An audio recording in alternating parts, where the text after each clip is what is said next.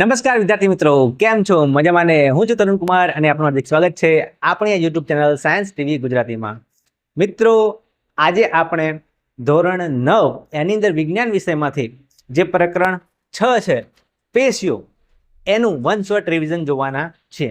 આ અગાઉ આપણે પ્રકરણ 1 થી 5 ના વન શોર્ટ રિવિઝન જોઈ લીધા છે. તમે ન જોયા હોય તો તમે પ્લેલિસ્ટમાં જઈને એ વિડીયો જોઈ શકો છો. તો ચાલો મિત્રો, સમયનો બગાડ કર્યા વિના શરૂ કરીએ છીએ પ્રકરણ 6 પેશીઓ.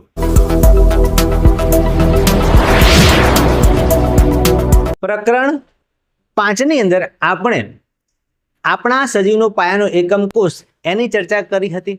એની અંદર કોષની અંદર જે જુદી જુદી અંગિકાઓ આવે છે, ગોલ્ગી કાય, લાઇસોઝોમ, અંતઃકોષ રસજાળ, એ બધી જ અંગિકાઓની આપણે વાત કરી હતી. હવે જે કોષ છે એકબીજા સાથે મળીને બનાવે છે પેશી. એ પેશીની આપણે ચર્ચા કરવાની છે કે કયા પ્રકારની પેશીઓ આવે છે, શું કામ કરે છે, બરાબર, એ બધું જ આ પ્રકરણમાં જોવાના છે. તો ચાલો શરૂ કરીએ છીએ. તો જુઓ, સૌથી પહેલા આપણને મગજમાં પ્રશ્ન થાય કે પેશી એટલે શું? પેશી શું છે? તો આપણે વાત કરી એ પ્રમાણે કે પેશી શું છે, તો એક કોષ હોય, એના જેવા બીજા ઘણા બધા કોષો હોય એટલે શું બને? કોષોનો સમૂહ બને. શું બને? કોષોનો સમૂહ. શું બને? કોષોનો સમૂહ. એક કોષ હોય એમાંથી ઘણા બધા એના જેવા જ કોષો હોય તો એ કોષોનો સમૂહ બને. એ જે કોષોનો સમૂહ છે એને જ કહેવામાં આવે છે પેશી. બરાબર.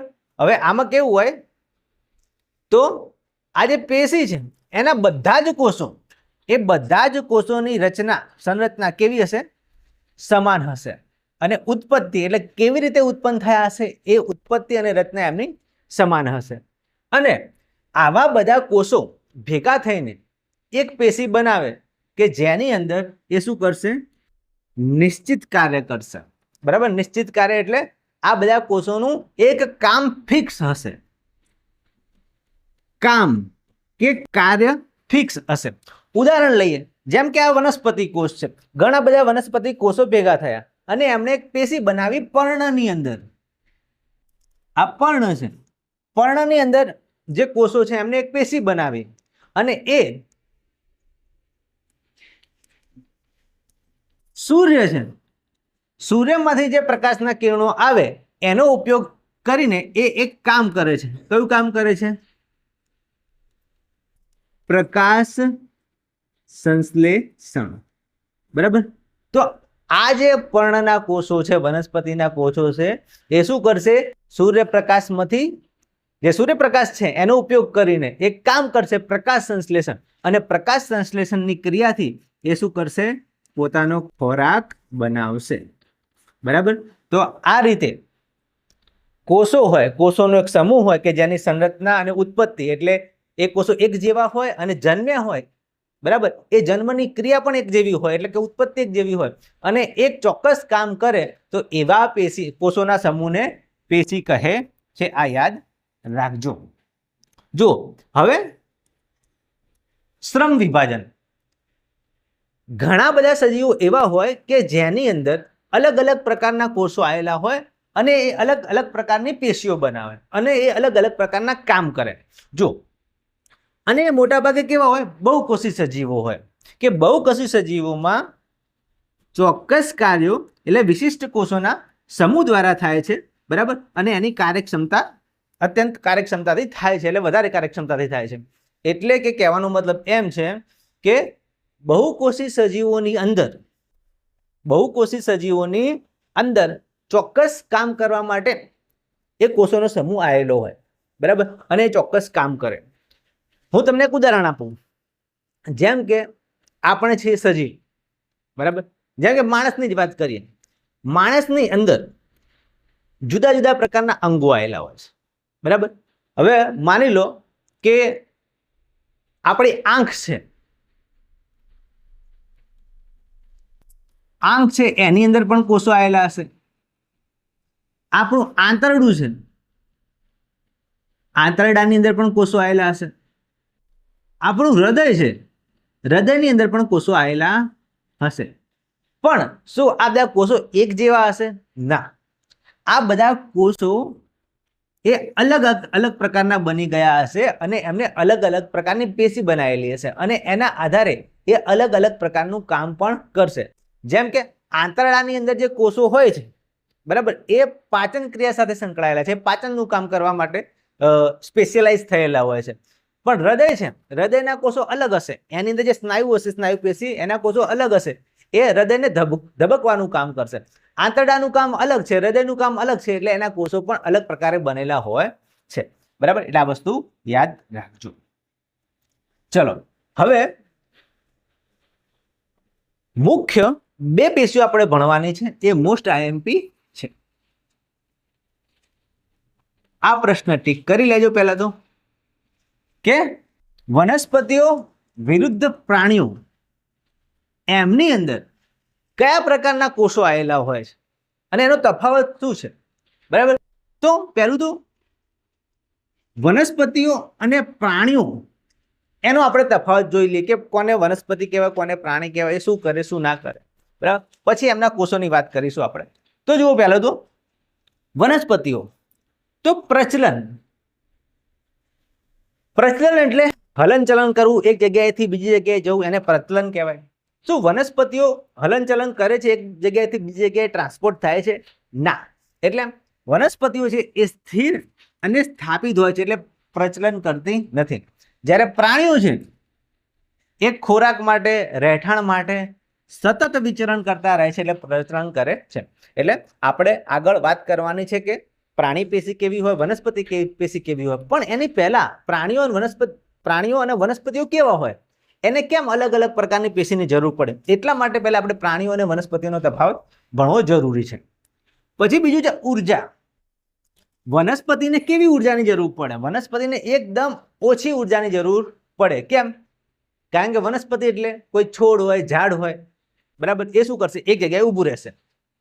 એ વાઘ હોય, ચિત્તો હોય, એ બધા પ્રાણીઓ છે, એને એક જગ્યાએથી બીજી જગ્યાએ દોડવું પડે, ભાગવું પડે, શિકાર કરવો પડે, એટલે એને વધારે શક્તિની જરૂર પડે. યાદ રાખજો, પ્રાણીઓને વધારે ઉર્જાની જરૂર પડે, પણ વનસ્પતિઓને એટલી ઉર્જાની જરૂર પડતી નથી. એમને ઓછી ઉર્જાની જરૂર પડે. કેમ? કારણ કે એમને એક જગ્યાએ ઊભા રહીને કામ કરવાના છે. અને પ્રાણીઓ હોય એને તો દોડવું પડે, ભાગવું પડે, ઉડવું પણ પડે પક્ષીઓને. પછી પેશીનો પ્રકાર. તો વનસ્પતિની અંદર મોટા ભાગની પેશીઓ કેવી હશે? મૃત હશે અને યાંત્રિક આધાર આપવાનું કામ કરતી હોય છે. આ યાદ રાખજો. આપણે આની ચર્ચા આગળ કરીશું કે વનસ્પતિની અંદર પેશીઓ હોય એ મોટા ભાગે કેવી હોય? મૃત હોય અને એ વનસ્પતિને ટેકો આલવાનો, આધાર આપવાનું કામ કરે છે. જ્યારે પ્રાણીઓની અંદર મોટા ભાગની પેશીઓ કેવી હોય છે? જીવંત હોય છે. કારણ કે આને હલનચલન કરવાનું હોય, દોડવાનું હોય, એટલે બધી જ પેશીઓ જે છે એ જીવતી હોય, જીવંત હોય. વૃદ્ધિની વાત કરીએ તો કેટલાક પ્રદેશો સુધી એમની વૃદ્ધિ સીમિત હોય છે અને જીવંત પર્યત એના કોષો છે એ વિભાજન પામતા રહે. જે વનસ્પતિ, જેમ કે ઝાડનું થડ જાડું થતું જાય, કારણ કે એના કોષો છે એ જીવંત પર્યંત વિભાજન પામતા રહે છે, બરાબર. પણ પ્રાણીઓની અંદર કેવું છે? તો એમની સમાન અને એકરૂપ કોષીય વૃદ્ધિ થાય છે. સમાન અને એકરૂપ એટલે માની લો કે ભાઈ એક બાળક છે, બરાબર, એની અંદર જે કોષોની વૃદ્ધિ થશે એ કેવી હશે? સમાન હશે અને એકરૂપ હશે. એટલે આકાર છે એનો જળવાઈ રહેશે, બરાબર. બધા જ કોષો એક સાથે વૃદ્ધિ પામશે, બરાબર. એવું નહીં કે ભાઈ પગના કોષો હોય વૃદ્ધિ પામે એટલે હાઈટ વધતી જાય, હાથના કોષો ના વૃદ્ધિ પામે, એવું નહીં. આખા શરીરના બધા જ કોષો સમાન રીતે, એકરૂપ રીતે વૃદ્ધિ પામશે એટલે મોટું થશે. ચલો, હવે મોસ્ટ ઇમ્પોર્ટન્ટ ટોપિક જોઈ લઈએ. આ વસ્તુ તમને પહેલા ખ્યાલ જ હોવી જોઈએ કે ભણવાની છે આપણે બે પેશીઓ, પ્રાણી પેશી અને વનસ્પતિ પેશી. એની અંદર વનસ્પતિ પેશીઓ કેવી હોય, કેટલા પ્રકારની હોય, તો સમજી લો કે વનસ્પતિ પેશીઓ છે એના મુખ્ય બે પ્રકાર, એક વર્ધનશીલ પેશી અને બીજું સ્થાયી પેશી. વર્ધનશીલ પેશીની અંદર કેવું હોય કે કોષો સતત વિભાજન પામીને એને આગળ વધી જતા હોય, કોષ વિભાજન થાય, કોષોની સંખ્યા વધી જતી. સ્થાયી પેશીમાં કેવું હોય કે જેના કોષો છે ને એ હવે વિભાજન પામતા નથી, એટલે એને સ્થાયી થઈ ગયું હોય છે, એટલે એને સ્થાયી પેશી કહેવામાં આવે છે. જો સ્થાયી પેશી છે એના બે પ્રકાર છે, સરળ સ્થાયી પેશી અને જટિલ સ્થાયી પેશી. સરળ સ્થાયી પેશીના પણ આગળ બીજા પ્રકાર પડે છે, દઢોતક, મૃદુતક, સ્થૂળકોણક, બરાબર, એની વાત આગળ કરીશું. જટિલ સ્થાયી પેશી છે એના પણ બે પ્રકાર પડે છે, એક જલવાહક પેશી, અન્નવાહક પેશી, એના પણ આપણે આગળ ચર્ચા કરીશું. અને વર્ધનશીલ પેશી છે એના 3 પ્રકાર છે, એ હમણાં આપણે જોઈએ છીએ. જો એની અંદર આવશે અગ્રસ્થ વર્ધનશીલ પેશી, આંતરવિષ્ટ વર્ધનશીલ પેશી અને પાર્શ્વીય વર્ધનશીલ પેશી. આ 3 પ્રકારો વર્ધનશીલ પેશીના છે. એની અંદર કોષો સતત વિભાજન પામતા હોય છે અને એની સંખ્યા વધારતા હોય છે. અને સ્થાયી પેશી છે એ વિભાજન ક્ષમતા ગુમાવેલી હોય, એટલે એ વિભાજન પામી શકતા નહીં એના કોષો, બરાબર. સરળ સ્થાયી પેશી કોને કહેવાય? તો જેની અંદર એક જ પ્રકારના બધા કોષો એક જ પ્રકારના હશે, અને જટિલ સ્થાયી પેશીમાં કોષો અલગ અલગ પ્રકારના ભેગા થઈને નવી પેશી બનાવતા હોય છે. જુઓ હવે એની અંદર સૌથી પહેલા વાત કરીએ આપણે વનસ્પતિ પેશીનો પહેલો પ્રકાર વર્ધનશીલ પેશી. જુઓ હવે એના 3 પ્રકાર છે, આપણે વાત કરીએ એમ. પહેલો પ્રકાર કયો છે? પહેલો પ્રકાર અગ્રસ્થ વર્ધનશીલ પેશી. યાદ રાખજો, મોસ્ટ ઇમ્પોર્ટન્ટ છે, પૂછાશે કે વર્ધનશીલ પેશીના પ્રકારો સમજાવો.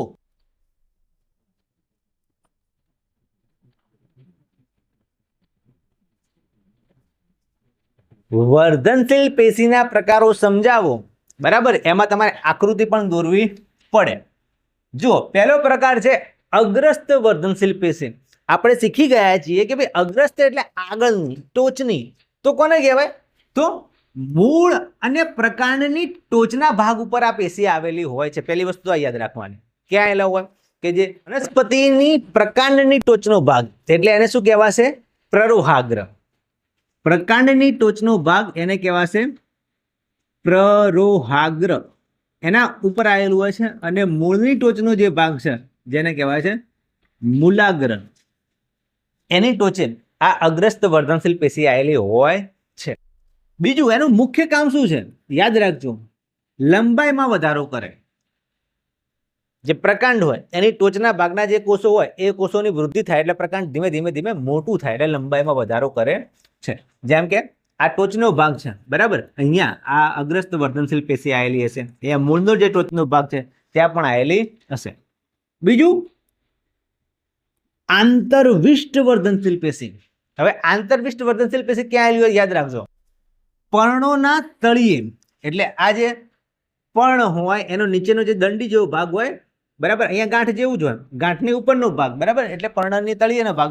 અને આંતરગાંઠની બંને બાજુએ આ પેશી આવેલી હોય છે. આંતરગાંઠ કોને કહેવાય? તો ઘણી બધી વનસ્પતિ એવી હોય કે જેની અંદર, જેમ કે આ તમે જુઓ, આ શેરડી છે, શેરડીની વચ્ચે વચ્ચે તમે જોશો તો આ રીતે આંતરગાંઠ આવેલી હોય છે. તો આંતરગાંઠની વચ્ચેનો જે ભાગ છે ત્યાં આ પેશી આવેલી હોય એટલે એને આંતરવિષ્ટ વર્ધનશીલ પેશી કહીએ છીએ. અને આ જે ગાંઠ છે એને કહેવાય આંતરગાંઠ. આ આંતરગાંઠ છે, આ આંતરગાંઠ છે. આંતરગાંઠની વચ્ચેનો જે ભાગ છે ત્યાં આંતરવિષ્ટ વર્ધનશીલ પેશી આવેલી હોય છે. અને એનું કામ શું છે? તો એનું કામ પણ અવયવોની લંબાઈમાં વધારો કરે છે, એટલે વનસ્પતિની લંબાઈમાં વધારો કરે છે. ત્રીજો અગત્યનો જે ભાગ છે એ છે પાર્શ્વીય વર્ધનશીલ પેશી. યાદ રાખજો, મોસ્ટ ઇમ્પોર્ટન્ટ છે પાર્શ્વીય વર્ધનશીલ પેશી. પાર્શ્વીય એટલે સાઈડનો ભાગ, સાઈડની બાજુ. તો સાઈડનો ભાગ એટલે પરિધીય વિસ્તારમાં, એટલે પરિઘીય વિસ્તારમાં મૂળ અને પ્રકાંડની જાડાઈમાં વધારો કરે છે. જો કે આ એક વનસ્પતિ છે, બરાબર, તો આ એનું જે થડ છે એ થડની સાઈડમાં, સાઈડમાં એટલે કે એને કહેવાય પાર્શ્વીય બાજુ કહેવાય. કઈ કહેવાય? પાર્શ્વીય બાજુ, સાઈડો. એ સાઈડોમાં વધારો કરે, અહીંયા વધારો થાય, આ કોષોનું વિભાજન થાય એટલે જે થડ છે એની જાડાઈમાં વધારો થાય. એ મૂળ હોય, પ્રકાંડ હોય તો એની જાડાઈ વધશે. તો આ પાર્શ્વીય અંતર્વિષ્ટ વર્ધનશીલ પેશી છે, બરાબર. જો તો આ અગ્રસ્ત હતી, જે મૂળના ટોચના ભાગે હોય, પ્રકાંડના ટોચના ભાગે હોય, આંતરવિષ્ટ એટલે આંતરગાંઠોની વચ્ચે આવેલી હોય, અને પાર્શ્વીય વર્ધનશીલ પેશી સાઈડની અંદર આવેલી હોય. આ ત્રણે મોસ્ટ ઇમ્પોર્ટન્ટ છે, પૂછાઈ શકે છે. જો હવે એની અંદર ને આની અંદર તમારે આગળ લખવું પડે કે વર્ધનશીલ પેશીના કોષો કેવા હોય, બરાબર. આપણે થોડીક વાત કરી દીધી કે એ તો વિભાજન પામતા જ હોય, પણ ડિટેલમાં તમારે થોડું પૂછાય તો લખવું પડે. તો જુઓ, તો એ અત્યંત સક્રિય કોષો છે અને વધારે ઘટ્ટ કોષ રસ ધરાવે છે. જે વર્ધનશીલ પેશીના કોષો હોય કેવા અત્યંત સક્રિય, એકદમ સક્રિય. કેમ? કારણ કે એને બીજા કોષો બનાવવા એટલે ફટાફટ એનું ડિવિઝન થવું પડે, ટુકડા થવા જોઈએ, ભાગ પડવા જોઈએ, તો આગળ એ નવા કોષો બનાવશે એટલે સક્રિય હોય. એનો કોષ રસ છે એ પણ ઘટ્ટ હોય, ફટાફટ એનું પણ વિભાજન થવું જોઈએ. બીજું, એની અંદર સ્પષ્ટ અને મોટું કોષ કેન્દ્ર પણ આવેલું હોય છે. સ્પષ્ટ અને મોટું કોષ કેન્દ્ર આવેલું હોય, કારણ કે એનું પણ વિભાજન થવું જોઈએ, બે ફટાફટ કોષો બનવા જોઈએ. બરાબર. એની જે કોષ દિવાલ છે એ પાતળી અને સેલ્યુલોઝ યુક્ત હોય છે. મોટા ભાગે વનસ્પતિ જે હોય, વનસ્પતિની જે કોષોની કોષ દિવાલ હોય સેલ્યુલોઝ યુક્ત જ હોય છે. એટલે આ છે એ એની કોષ દિવાલ છે અને સેલ્યુલોઝની બનેલી હોય છે. હવે ખાસ યાદ રાખજો કે આની અંદર રસધાનીઓનો અભાવ હોય છે. આપણે પ્રકરણ 5 ની અંદર જોયું હતું કે કોષની અંદર એક કોથળી જેવી રચના આવે જેને રસધાની કહેવાય. એની અંદર પ્રવાહી ભરેલું હોય છે. બરાબર. એ પ્રાણી કોષની અંદર તો પ્રાણી કોષની અંદર પણ હોય છે, વનસ્પતિ કોષની અંદર પણ હોય છે. પણ આ જે છે વર્ધનશીલ પેશીના કોષો, એની અંદર એનો અભાવ હોય છે, એની અંદર હાજર હોતી નથી. કારણ કે આની અંદર એનું કોઈ કામ જ નહીં. બરાબર. રસધાનીઓ છે એનું અહીંયા કોઈ કામ છે નહીં, કારણ કે આ જે વર્ધનશીલ પેશીના કોષો શું કરે? સતત વિભાજન પામતા હોય, ડબલ ડબલ ડબલ ડબલ થઈ જતા હોય. બરાબર. એ ડબલ ડબલ થઈ જતા હોય, એની અંદર જો રસધાની આવે તો વગર કામની જગ્યા રોકશે. એની અંદર બધા પોષક તત્વો આવેલા હોય, એમાં ખોરાક સંગ્રહ થતો હોય રસધાનીની અંદર, પણ અહીંયા તો એની કોઈ જરૂર છે નહીં. એટલે વર્ધનશીલ પેશીની અંદર કોઈ આવી રસધાનીઓ આવેલી હોતી નથી. અહીંયા બતાવેલી છે પણ એ આવેલી હોતી નથી. બરાબર. યાદ રાખજો, વર્ધનશીલ પેશીના કોષો. આ તમને એક વનસ્પતિ કોષ બતાવેલો છે. બરાબર. આ વનસ્પતિ કોષ બતાવેલો, વનસ્પતિ કોષની અંદર હોય છે, વનસ્પતિ કોષની અંદર રસધાની હોય છે, પણ જો એ વર્ધનશીલ પેશીનો કોષ હોય તો એમાં રસધાની હોતી નથી. યાદ રાખજો, કારણ કે એમાં કોઈ જરૂર હોતી નથી. બરાબર. જો હવે એક મોસ્ટ ઇમ્પોર્ટન્ટ પ્રક્રિયા પૂછાય છે, એનું નામ છે વિભેદીકરણ. વિભેદીકરણ એટલે શું? સિમ્પલ છે પ્રક્રિયા. પહેલા તમે સમજી લેજો કે આપણે અહીંયા જે ભણવાના છીએ એની અંદર વર્ધનશીલ પેશી અને સ્થાયી પેશી, બરાબર, બે વસ્તુની વાત કરી હતી. તો પહેલા સમજી લો કે વર્ધનશીલ પેશીના કોષો હોય એ શું કરશે? એ સતત વિભાજન પામતા હોય, સક્રિય હોય, વિભાજન પામી જતા હોય, વનસ્પતિની લંબાઈમાં વધારો કરી જતા હોય. અને બીજી પેશીની વાત કરી, એ સ્થાયી પેશી છે. એના કોષો એ એટલું વિભાજન પામતા નહીં, કારણ કે એ જે સ્થાયી પેશીના કોષો છે એ બનેલા હોય છે વર્ધનશીલ પેશીમાંથી. પહેલા એ વર્ધનશીલ પેશીના કોષો વિભાજન પામતા જાય, પછી એમાંથી થોડાક કોષો હોય કે ચલો ભાઈ તમે લઈ જાઓ અને આ કામ કરજો. એ વખતે એ જે કામ કરો એને કામ આપી દેવામાં આવે અને પછી વિભાજન પામતા નથી, એટલે સ્થાયી પેશીના કોષો બની જાય. એટલે યાદ રાખજો, સ્થાયી પેશીના કોષો છે એ બનેલા હોય વર્ધનશીલ પેશીમાંથી જ, પણ પછી વિભાજન પામતા નથી. એનું કામ એક ફિક્સ મળી જાય કે ચલો ભાઈ તમે જલવાહક પેશીના કોષો છો તો ભાઈ તમારે પાણીનું વહન કરવાનું, બસ તમને કામ આપી દીધું. હવે તમારે વિભાજન પામવાનું નથી, તમારે વિભાજનની જરૂર છે નહીં. તમે ભાઈ અન્નવાહક પેશીના કોષો છો, હવે તમારે પણ વિભાજન પામવાનું નહીં, તમારે ખાલી ખોરાકનું વહન કરવાનું. ચલો ભાઈ તમે ખોરાકનું વહન કરજો, તમે પાણીનું વહન કરજો, તમને કામ આપી દીધું, હવે તમારે વિભાજન પામવાનું નથી. બસ એ રીતે વર્ધનશીલ પેશીમાંથી સ્થાયી પેશીના જે કોષો બને એ જ ક્રિયાને વિભેદીકરણ કહે છે. વિભેદીકરણ સમજો, શબ્દ સમજો. વિભેદીકરણ એટલે કે પરિવર્તનની પ્રક્રિયા. વિભેદીકરણ પહેલા જે હતું એના કરતા હવે અલગ વસ્તુ થશે, ભેદ બનશે. તો પહેલા કેવું હતું? વર્ધનશીલ પેશીનો કોષ હતો, વર્ધનશીલ કોષ હતો, સતત વિભાજન પામે એટલે એના ટુકડા થઈ જાય, નવા કોષો બનતા જાય. હવે શું થશે?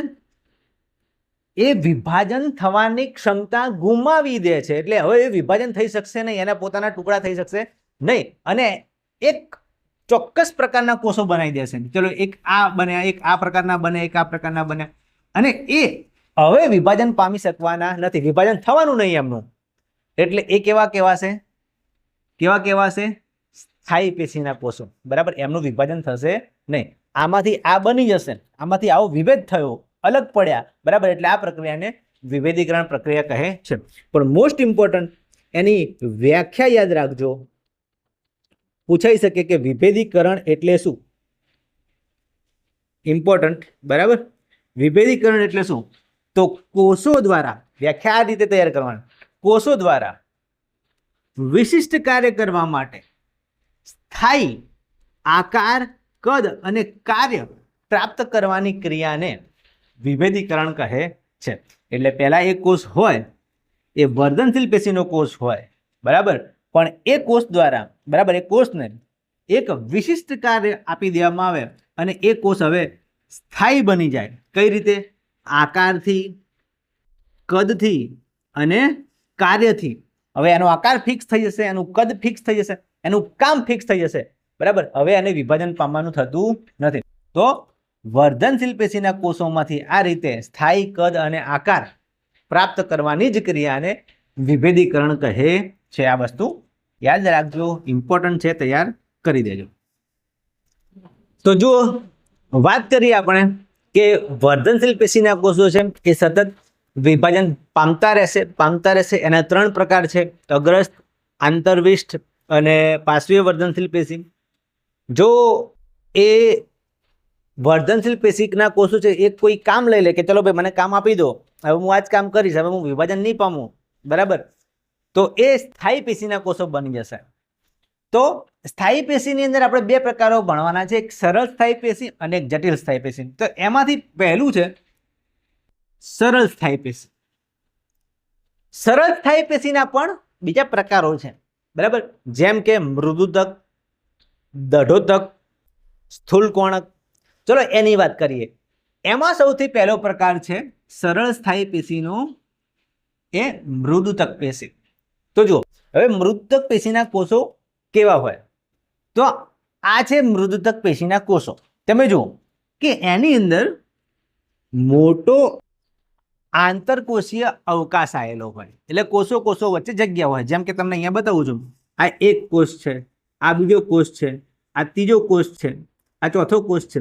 તો વચ્ચે જગ્યા ખાલી હોય, બરાબર, એટલે એને શું કહેવાય? આંતરકોષીય અવકાશ. કોષોની વચ્ચે આંતરકોષીય અવકાશ કે જગ્યા આવેલી હોય. એમની ગોઠવણી એકદમ શિથિલ હોય છે, એ પણ યાદ રાખજો. જો આ પેશીના કોષોની અંદર, યાદ રાખજો, જો આ પેશીના કોષોની અંદર હરિતકણ આવી જાય, જો મૃદુતક પેશીના કોષોની અંદર હરિતકણ આવી જાય તો એ જ મૃદુતક પેશીને પછી કહેવામાં આવે છે હરિતકણોતક પેશી. કઈ પેશી? હરિતકણોતક પેશી, કે જેની અંદર હરિતકણનું બીજું નામ શું છે? ક્લોરોફિલ. શું છે? ક્લોરોફિલ. હરિતકણનું બીજું નામ શું છે? ક્લોરોફિલ. અને એનો રંગ કેવો હોય? લીલો રંગ હોય. કેવો હોય? લીલો રંગ હોય. જેના જ કારણે આપણી આજુબાજુની બધી વનસ્પતિઓ આપણને લીલા રંગની દેખાય છે, બરાબર. યાદ રાખજો, એ જે લીલો રંગ છે, એ જે પેશી છે એ મૃદુતક પેશી છે. પણ મૃદુતક પેશીની અંદર જો હરિતકણ આવી જાય તો એ જે પેશીના કોષો છે, બરાબર, એ ક્લોરોફિલ ધરાવતા થઈ જાય અને એનો લીલો રંગ હોવાથી એ પેશી આપણને લીલા રંગની દેખાય છે અને એ પેશીને હરિતકણોતક પેશી છે. યાદ રાખજો કે હરિતકણોતક પેશી એ મૃદુતક પેશીનો જ એક પ્રકાર છે અને આની અંદર હરિતકણ હોય તો એ પછી એક કામ કરી શકે. કયું ખાસ કામ કરી શકે? પ્રકાશ સંશ્લેષણ કરી શકે, એનાથી એક ખોરાક બનાવી શકે. જો હવે એ જ મૃદુતક પેશીની અંદર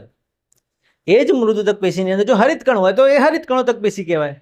પરંતુ જો એ મૃદુતક પેશીની અંદર આવી જાય હવાના કોટરો, જેને કહેવાય વાત કોટરો.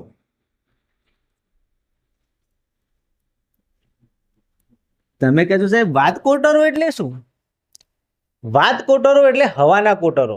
હવાના કોટરો એટલે જેની અંદર હવા ભરી જાય ને એવા, જેમ કે આ અવકાશ છે, બરાબર, આ કોષો છે, આ કોષોની વચ્ચે જે ખાલી જગ્યા છે એમાં હવા ભરાઈ જાય તો એને કહેવાય વાત કોટરો.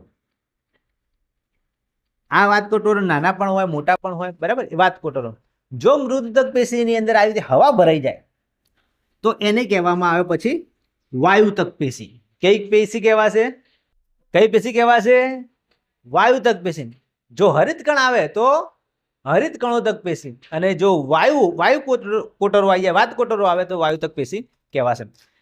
આવી જે વનસ્પતિ હોય, એટલે કે કઈ વનસ્પતિની અંદર વાયુ કોટરો આવે? તો જે વનસ્પતિ જલીય વનસ્પતિ હોય. કેવી હોય? જલીય. સાહેબ જલીય એટલે કેવી? જલીય એટલે પાણીમાં રહેતી વનસ્પતિ. ચલો યાદ કરો, કઈ વનસ્પતિ પાણીમાં રહે, પાણીમાં ઉગે? તો યાદ કરો, કમળ, પોયણા, સિંગોડા, જે તળાવમાં થતા હોય.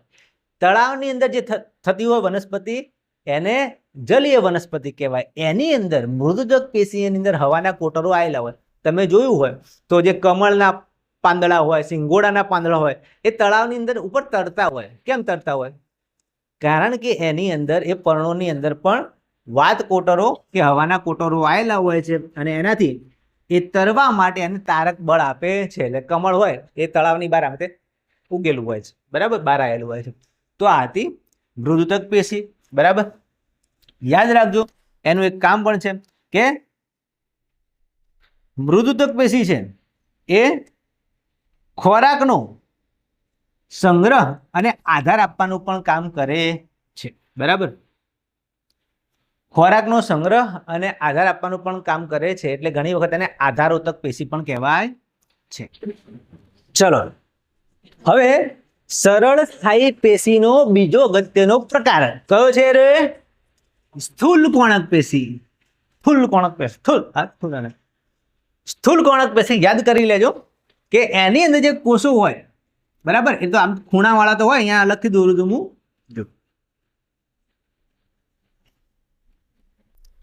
જો અહીંયા પણ બતાવેલા છે કે એની અંદર થોડી કોણીય રચના હોય, અને જ્યાં ખૂણો બનતો હોય ત્યાં સ્થૂલન આવેલું હોય. શું આવેલું હોય? સ્થૂલન એટલે કોઈ પ્રકારનું દ્રવ્ય એની અંદર ચોટેલું હોય, બરાબર. એટલે અહીંયા ખૂણા ઉપર, એટલે કે કોણ એટલે ખૂણો. ખૂણા ઉપર શું આવેલું હોય? સ્થૂલન. ખૂણા ઉપર સ્થૂલન, એટલે આ પેશી શું કહેવાય? સ્થૂલ કોણક. શું કહેવાય? સ્થૂલ કોણક. કોણ એટલે ખૂણો, અને સ્થૂલ એટલે સ્થૂલન. સ્થૂલન એટલે શું? તો કોઈ પદાર્થ હોય ચોટેલો હોય, બરાબર, પ્રોટીન, સિમેન્ટ દ્રવ્ય કે બીજો કોઈ વસ્તુ ચોટેલી હોય એની અંદર, જેને મજબૂતાઈ આપવાનું કામ કરે, બરાબર. સિમેન્ટ દ્રવ્યો કહેવાય એને વિજ્ઞાનની ભાષામાં. તો જુઓ રચના, કોણીય બાજુએ અનિયમિત સ્થૂલન હોય છે. અનિયમિત એટલે કોઈ જગ્યાએ વધારે હોય, કોઈ જગ્યાએ ઓછું પણ હોય, બરાબર. કોણીય બાજુએ સ્થૂલન આવેલું હોય. જો જેમ કે આ થોડોક આ રીતનો બતાવેલો કોષ, તો વચ્ચે વચ્ચે કોઈ જગ્યાએ સ્થૂલન આવેલું હશે. લક્ષણો કેવા હોય એના? તો આ કોષો જીવંત અને લાંબા, અને એની અંદર વચ્ચે વચ્ચે ઓછો અવકાશ હોય. આ કોષો કેવા હશે? જીવતા હશે. કેવા હશે? જીવતા. લાંબા હશે. જુઓ એની લંબાઈ તમને બતાવેલી, લાંબા છે કોષો, લાંબા હોય, બરાબર. આ રીતે નીચે બાજુની લંબાઈ લાંબા હોય, અને એની અંદર અવકાશ, જગ્યા ઓછી હોય, બરાબર. બીજું એનું કામ શું છે? તો આ વેલાઓ અને પ્રકાંડને તૂટ્યા વગર વળવાની ક્ષમતા અને યાંત્રિક આધાર આપવાનું કામ કરે છે, બરાબર. શું કરશે આ? જેમ કે વેલાઓ હોય, વેલાઓ જોયેલા તમે? જેમ કે આપણે કારેલા ખાઈએ, કારેલાનો વેલો આવે, કંકોડાનો વેલો આવે. તમે જોયું હશે કે એ વેલા હોય એના પ્રકાંડ કેવા હોય? એકદમ પતલા હોય. કેવા હોય? પતલા. અને કોઈ જગ્યાને આધાર મળે તેની સાથે આમ વીંટળાઈ જાય, બરાબર. અને જેમ વાળવું એમ વળી જાય. તમે કોઈ બીજું લાકડું લો અને એને તોડવાનો પ્રયત્ન કરો તો તૂટી જાય, પણ વેલાઓને તમે એવું કરો, આમ વાળવાની કોશિશ કરો તો વળી જશે. તો એ વળવાની જે ક્રિયા છે એને કહેવાય નમ્યતા. એકદમ સોફ્ટ હોય વેલાઓ. કેવા હોય? સોફ્ટ હોય. જેમ વાળવા એમ વળી જાય. ઝાડ ઉપર ચડાવો, ઝાડ ઉપર ચડી જાય. ઘર ઉપર ચડાવો તો ઘર ઉપર ચડી જાય. પતરા ઉપર ચડાવો તો પતરા ઉપર ચડી જાય. તમે ત્યાં જઈને ઉભા રહો તો તમારા ઉપર ચડી જાય. એટલા માટે એનું કામ કેવું હોય છે કે ભાઈ આને એ નમ્યતા પ્રદાન કરે છે. કઈ પેશી? સ્થૂલ કોણક પેશી. જેમ એને ચડવું હોય એમ એ વેલાઓ ચડી શકે છે. એટલે વેલાઓ અને પ્રકાંડને તૂટ્યા વગર વળવાની ક્ષમતા આલે છે. આ ઉપરાંત આધાર આપવાનું પણ કામ કરે છે, બરાબર. તો આ સ્થૂલ કોણક પેશીના કોષો હતા, જે જીવંત અને લાંબા હોય છે. ચલો સરળ સ્થાયી પેશીનો ત્રીજો પ્રકાર કઈ પેશી? દઢોતક પેશી. દઢોતક પેશી, એનું નામ જ છે દઢ. દઢ એટલે કેવી? મજબૂત. દઢનો મતલબ શું થાય? મજબૂત. એટલે આ મજબૂતાઈ અને દઢતા પ્રદાન કરે વનસ્પતિને. તમે જુઓ, વેલાઓની વાત કરી, વેલાઓ તો બિચારા કેવા નાજુક નમણા હોય, પણ બાકીની બધી વનસ્પતિ તમે જુઓ, લીમડો, પીપળો, બધા ઝાડ તમે જુઓ, એ પણ વનસ્પતિ છે, એની અંદર પણ પેશીઓ આવેલી છે. એ તમે જુઓ કે એના જે થડ હોય, પ્રકાંડ હોય, એ બહુ જ મજબૂત હોય, દઢ હોય. તમે તોડવાનો પ્રયત્ન કરો તો તમારાથી તૂટે પણ નહીં. બરાબર? તો એ મજબૂતાઈ અને દઢતા કઈ પેશી આપતી હશે? તો યાદ રાખજો, દઢતા એટલે દઢોતક પેશી. બરાબર? જો એના કોષો કેવા હોય? તો એના કોષો મૃત હોય, મરેલા, ડેડ બોડી, લાંબા હોય અને પાતળા હોય. યાદ રાખજો, દઢોતક પેશીના કોષો લાંબા, પાતળા પણ મૃત. મૃત એટલે કેવા કે ભાઈ એનું આગળ વિભાજન થાય નહીં, એની અંદર કોઈ પછી આગળ વિકાસ થઈ શકે નહીં, એટલે મૃત કહેવાય. એની રચના કેવી હોય? તો યાદ રાખજો, આ ઇમ્પોર્ટન્ટ છે. લિગ્નિનના સ્થૂલનથી કોષ દિવાલ અત્યંત જાડી હોય. જો આ કોષ તમને બતાવેલા છે, બરાબર, એક આકારના ષટકોણ રીતના. તો એની જે કોષ દિવાલ હોય એ બહુ જ જાડી હોય. બરાબર? અને અંદર લિગ્નિનનું સ્થૂલન આવેલું હોય. યાદ રાખજો, કયો પદાર્થ હોય? લિગ્નિન. બીજું કે એની અંદર આંતરકોષીય અવકાશ એકદમ ગેરહાજર હોય. તમે જુઓ, આ કોષ અને આ કોષ, આની વચ્ચે આ જે જગ્યા છે, ત્યાં કોઈ પ્રકારની જગ્યા હોતી નથી, એટલે આંતરકોષીય અવકાશ હોતો નહીં. એટલે ટૂંકમાં કોષો વચ્ચે ખાલી જગ્યા હોતી નહીં, ફીટોફીટ ગોઠવાયેલા હોય. જો પ્રકાંડ, શીરાઓ અને નારિયેળની છાલની અંદર ખાસ તમને આ પેશી જોવા મળશે. મોટા ભાગની બધી વનસ્પતિઓ હોય એના પ્રકાંડ તમે જુઓ, એની શીરાઓ તમે જુઓ, એટલે કે શાખાઓ તમે જુઓ. બરાબર? કેવી હોય? મજબૂત હોય. લીમડો હોય, પીપળો હોય, બીજા કોઈ ઝાડ હોય, તમે જુઓ એ ઝાડના જે પ્રકાંડ હોય કેવા? મજબૂત હોય, દઢ હોય, મજબૂત હોય. એનું કારણ એમાં કઈ પેશી હોય? દઢોતક પેશી. તમે જઈને ઝાડને ફેટ મારો ડીશ તો તમારા હાથ તૂટી જશે, ઝાડ નહીં તૂટે. બરાબર? તો એ પ્રકાંડની અંદર આવે. પછી બીજું તમારે એકદમ સિમ્પલ ઉદાહરણ જોયું તો નારિયેળની છાલ. નારિયેળ તમે જોયેલું હશે. નારિયેળનું તમે એનું સોતરું કાઢો, એની અંદર રેસાઓ છે બધા. આ શું છે? આ દઢોતક પેશી છે. આ નારિયેળની છાલ છે એ આખી દઢોતક પેશીની બનેલી હોય. કેટલી મજબૂત હોય, તમે ઉખાડવાની કોશિશ કરો નારિયેળનું છોતરું તો તમારે બહુ જ બળ લગાડવું પડે, ત્યારે તો નારિયેળનું છોતરું અલગ થાય. આ એકદમ મજબૂતાઈ રીતે ગોઠવાયેલા હોય છે, એટલે આની અંદર પણ દઢોતક પેશી આવેલી હોય છે. અને એમાં પણ તમે આ એક તંતુ કાઢીને એને ખેંચીને તોડવાનો પ્રયત્ન કરજો. બરાબર? ચાઇના દોરી તૂટી જશે, પણ આ તંતુ જલ્દી તૂટતા નથી, એટલા તંતુ એના મજબૂત હોય. ઓકે, તો આ હતી દઢોતક પેશી. હવે જો આપણે વાત કરીએ પ્રમાણે સરળ સ્થાયી પેશીના 3 પ્રકાર જોયા: મૃદુતક, સ્થૂલકોણક અને દઢોતક. હવે એની સાથે સાથે એક ટોપિક આપણે ભણવો પડે, એ છે અધિસ્તર. આપણી બુકમાં આપેલો છે એટલા માટે, અને ઇમ્પોર્ટન્ટ પછી કદાચ પૂછાઈ શકે. તો અધિસ્તર શું છે? બાહ્ય રક્ષણાત્મક આવરણ કે કવચ છે. વનસ્પતિ હોય ને એની ઉપર એક આવરણ આવેલું હોય, સૌથી બહારનું આવરણ, એને અધિસ્તર કહેવાય. જેમ આપણે છે, આપણા શરીરની જે ચામડી છે આપણું સૌથી બહારનું આવરણ છે, એમ વનસ્પતિની અંદર જે સૌથી બહારનું આવરણ છે એ અધિસ્તર કહેવાય. હવે યાદ રાખજો કેવું હોય, તો પહેલું એ સળંગ સ્તર છે. આખી વનસ્પતિ ઉપર આવેલું હોય, સળંગ હોય. બરાબર? આખી વનસ્પતિ ઉપર આવેલું હોય, સળંગ હોય. એક જ સ્તરનું બનેલું હોય, મોટા ભાગે એક જ સ્તર હોય છે. કોઈ આંતરકોષીય અવકાશ એમાં હોતો નથી, અને આ કોષો એકદમ ચપટા હોય છે. તમે જુઓ, માની લો કે ભાઈ આ એક છે વનસ્પતિનું એક સ્તર બતાવ્યું છે, એમાં જે સૌથી બહારનું સ્તર છે એ અધિસ્તર છે. જોઈ લો, આ અધિસ્તરના કોષો છે. બરાબર? તમે ધ્યાનથી જોશો તો એ ચપટા છે. કેવા છે? ચપટા છે. ચપટા. આ કોષો છે એ ચપટા છે. આ સૌથી બહારના કોષો એની જ વાત છે. એક જ સ્તરનું બનેલું છે, એ પણ તમે જુઓ, ઉપરા ઉપરી 2-3 સ્તરો આવેલા નથી, એક જ સ્તરના બનેલા છે આ. બરાબર?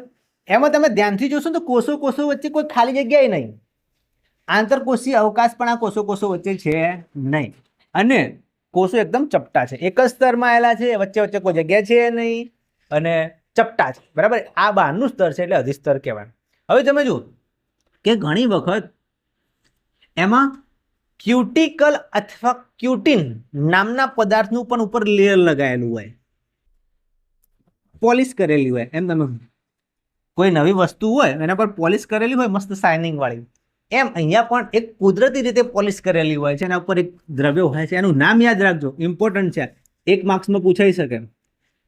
એક સ્તર આવેલું હોય ક્યુટિકલ અથવા એને ક્યુટિન કહેવાય. ખાસ કરીને રણ પ્રદેશની વનસ્પતિઓમાં જળ પ્રતિરોધક મીણનું જાડું અસ્તર આવેલું હોય છે જે પાણીનો વ્યય અટકાવે છે. આ જે અધિસ્તર હોય એના ઉપર એક લેયર આવેલું હોય, શેનું હોય? મીણ જેવું પદાર્થ હોય, એનું નામ છે ક્યુટિન. મીણ કેવું હોય? મીણ તમે મીણ જોયેલું હોય તો મીણને પાણીને કોઈ લેવા દેવા નહીં. મીણ ઉપર પાણી નાખો તો પાણી કદી મીણને આમ ભીનું નહીં કરી શકે. એટલે મીણ અને પાણી એકબીજાના વિરોધી છે, બરાબર. એટલે જો તમે હાથ ઉપર મીણ લગાવો ને મીણને પાણી વાળા અંદર નાખો, હાથ ઉપર મીણ લગાવીને પાણી નાખો તો તમારા હાથ ભીંજાશે નહીં, બરાબર. એટલે મીણ અને પાણી એકબીજાના વિરોધી છે. એટલે આવું મીણ જેવું દ્રવ્ય હોય એનું નામ છે ક્યુટિન ઉપર આવેલું હોય, અને એનાથી આ જે રણ પ્રદેશવાળી વનસ્પતિ છે એમાંથી પાણીનો નિકાલ એમાંથી થઈ જશે નહીં. કેમ? કારણ કે તમને ખબર હશે કે રણ પ્રદેશ હોય, રણ પ્રદેશમાં પાણી કેવું હોય? રણ પ્રદેશની અંદર પાણી કેવું હોય? વધારે હોય કે ઓછું હોય? પાણી ઓછું હોય, જલ્દી વનસ્પતિને પાણી મળી રહે નહીં. હવે માની લો કે સૂર્યપ્રકાશ પડતો હોય, તડકો પડતો હોય અને વનસ્પતિમાંથી બધું પાણી ઉડી જાય. આમે રણ પ્રદેશની અંદર પાણી મળતું હોય નહીં અને વનસ્પતિનું પાણી બધું ઉડી જાય તો વનસ્પતિ શું થાય? મરી જાય. મરી જાય. એમ ના મરી જાય એટલા માટે ભગવાન એમને વરદાન આપ્યું, લે બેટા તને હું આલું છું ક્યુટિનનું સ્તર, આ તારી રક્ષા કરશે. એટલે એમ કરીને અહીંયા ક્યુટિનનું સ્તર આવેલું હોય છે, બરાબર. એ એમાંથી પાણીને ઉડી જવા દેતું નથી. રણ પ્રકારની વનસ્પતિ. યાદ રાખજો, કયો શબ્દ યાદ રાખવાનો છે? ક્યુટિન. શેનું સ્તર આવેલું હોય છે? શેનું આવેલું બોલો? ક્યુટિન અથવા ક્યુટિકલ.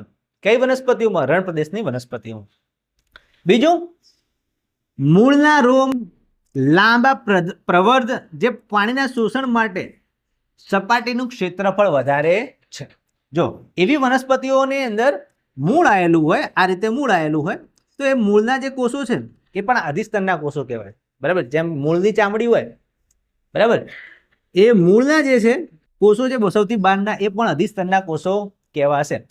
એ મૂળના રોમ છે લાંબા પ્રવર્ધ અને પાણીના શોષણ માટે હોય, અને આ કોષો પાણીનું શોષણ કરશે. મૂળની અંદર પાછું ક્યુટિનનું સ્તર ના આવેલું હોય કારણ કે એને તો પાણી શોષવાનું હોય, બરાબર. તો આ હતું અધિસ્તર, વનસ્પતિનું સૌથી બહારનું સ્તર. આ ઉપરાંત એ અધિસ્તરની અંદર જ વનસ્પતિની અંદર અમુક ભાગે અધિસ્તર હોય, અધિસ્તરની વચ્ચે વચ્ચે કાણા આવેલા હોય. માની લો કે ભાઈ આ એક વનસ્પતિનું પર્ણ છે, એની સૌથી બહારનું જે પર્ણ આવરણ છે એ શેનું છે? અધિસ્તરનું. અને અધિસ્તરની વચ્ચે વચ્ચે કાણા આવેલા હશે, એ કાણાને શું કહેવાય? વાયુરંધ્રો કહેવાય. અધિસ્તરની વચ્ચે પણ બધી જગ્યાએ ના આવેલા હોય, બરાબર. આવા કાણા ક્યાં આવેલા હોય? ખાસ કરીને પર્ણોની અંદર આવેલા હોય. આખી વનસ્પતિ કોઈ વખત પ્રકાંડની ઉપર આવેલા હોય, પણ મુખ્ય આ વાયુરંધ્રો છે એ અધિસ્તરમાં આવેલા હોય છે.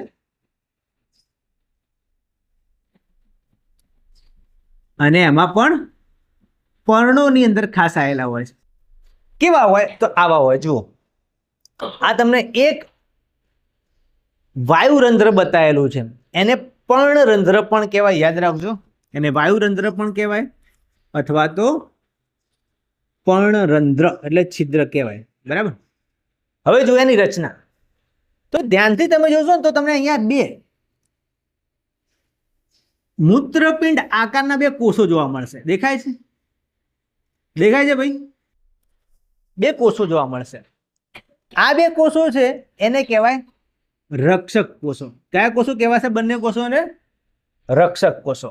આ વચ્ચે છે આ વાયુરંધ્ર છિદ્રની આજુબાજુ આવેલા હોય, કાણાની આજુબાજુ આવેલા હોય, એનો આકાર વૃક્કાકાર હોય, એને વૃક્કાકાર પણ કહેવાય, અથવા મૂત્રપિંડ આકારના બે કોષો આવેલા હોય જે છિદ્રની આજુબાજુ આવેલા હોય છે. યાદ રાખજો, આને કયા કોષો કહેવાશે? રક્ષક કોષો. રક્ષક એટલે બોડીગાર્ડ.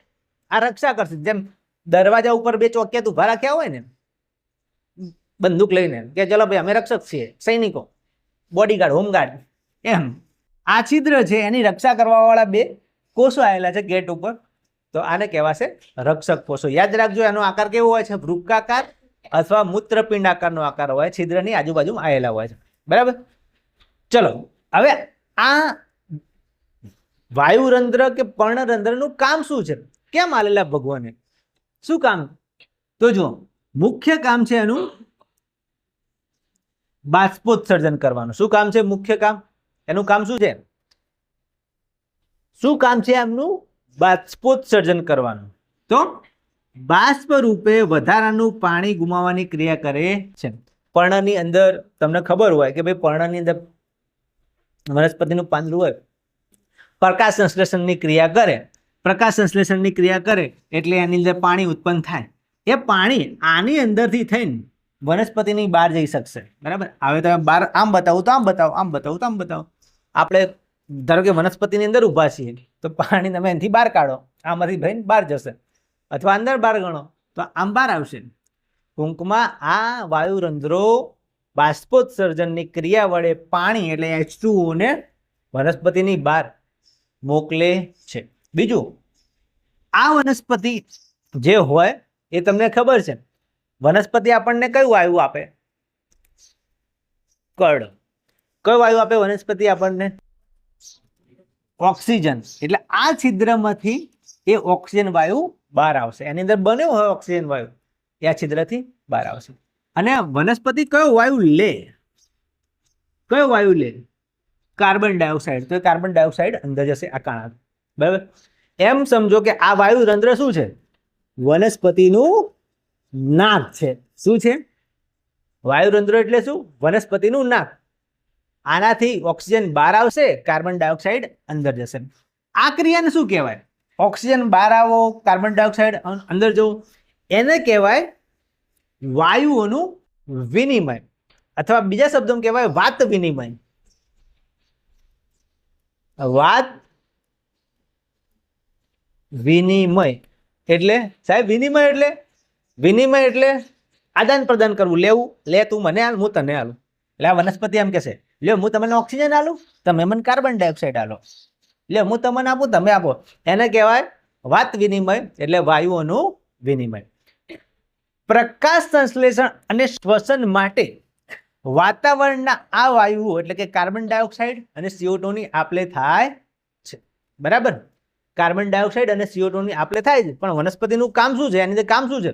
તો પ્રકાશ સંશ્લેષણની અંદર તમને ખબર જ છે કે ભાઈ આ કાર્બન ડાયોક્સાઇડ છે એ આપણે ઉત્પન્ન કરીએ, પણ વનસ્પતિ લેશે તો એનાથી ખોરાક બનાવશે, એટલે પ્રકાશ સંશ્લેષણ કરશે, અને ઓક્સિજન બહાર આપશે એટલે શ્વસન કરશે. એટલે પ્રકાશ સંશ્લેષણ અને શ્વસન માટે આ વાયુઓની આપલે થાય છે. તો આ હતા વાયુરંધ્રો.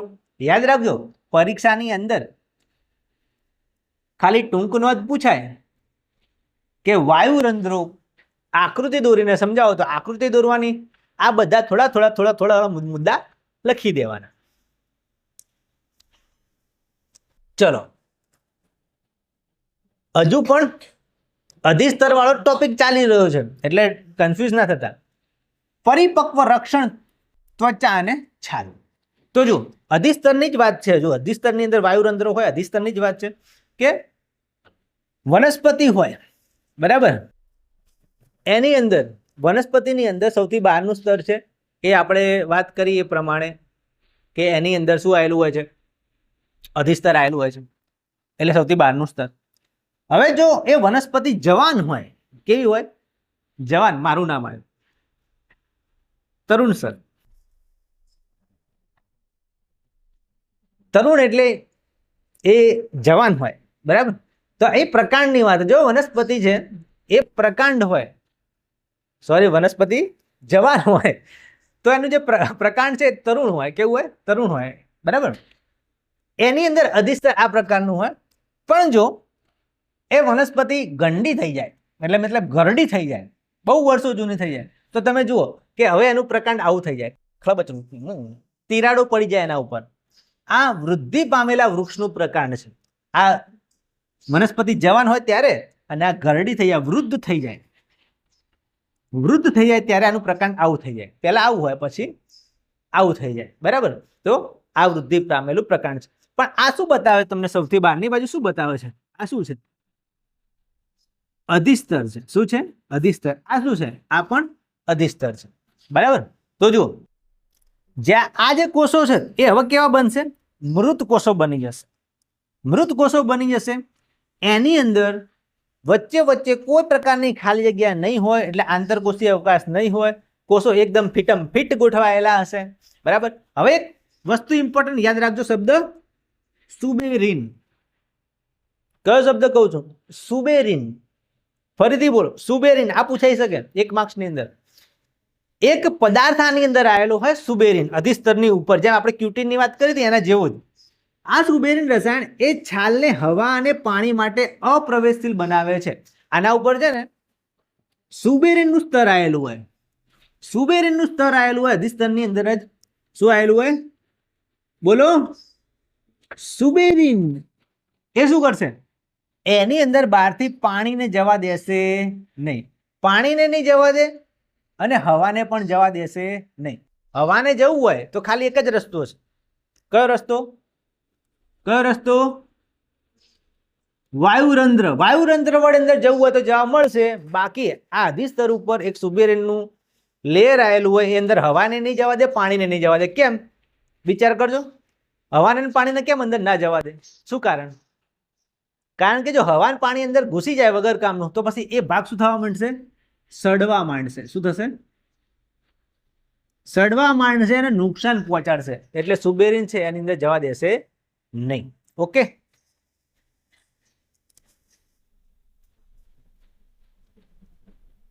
જુઓ, હવે જટિલ સ્થાયી પેશી. સરળ સ્થાયી પેશીના આપણે પ્રકારો પૂરા કરી દીધા. યાદ રાખજો કયા કયા? મૃદુતક, સ્થૂળકોણક, દઢોતક. પછી અધિસ્તરની વાત કરી, આની અંદર વાયુરંધ્ર પણ ઇમ્પોર્ટન્ટ છે. બરાબર? એ પણ પૂછાઈ શકે. હવે બીજી પેશી જટિલ સ્થાયી પેશી. એના બે પ્રકાર, જલવાહક પેશી અને અન્નવાહક પેશી. એમાં સૌથી પહેલી જલવાહક પેશી. જલવાહક પેશીનું કામ શું છે? એનું નામ જ છે જલવાહક. જલ એટલે પાણી, વાહક એટલે ડ્રાઈવર. આ એવો ડ્રાઈવર છે જે પાણીને લઈ જાય.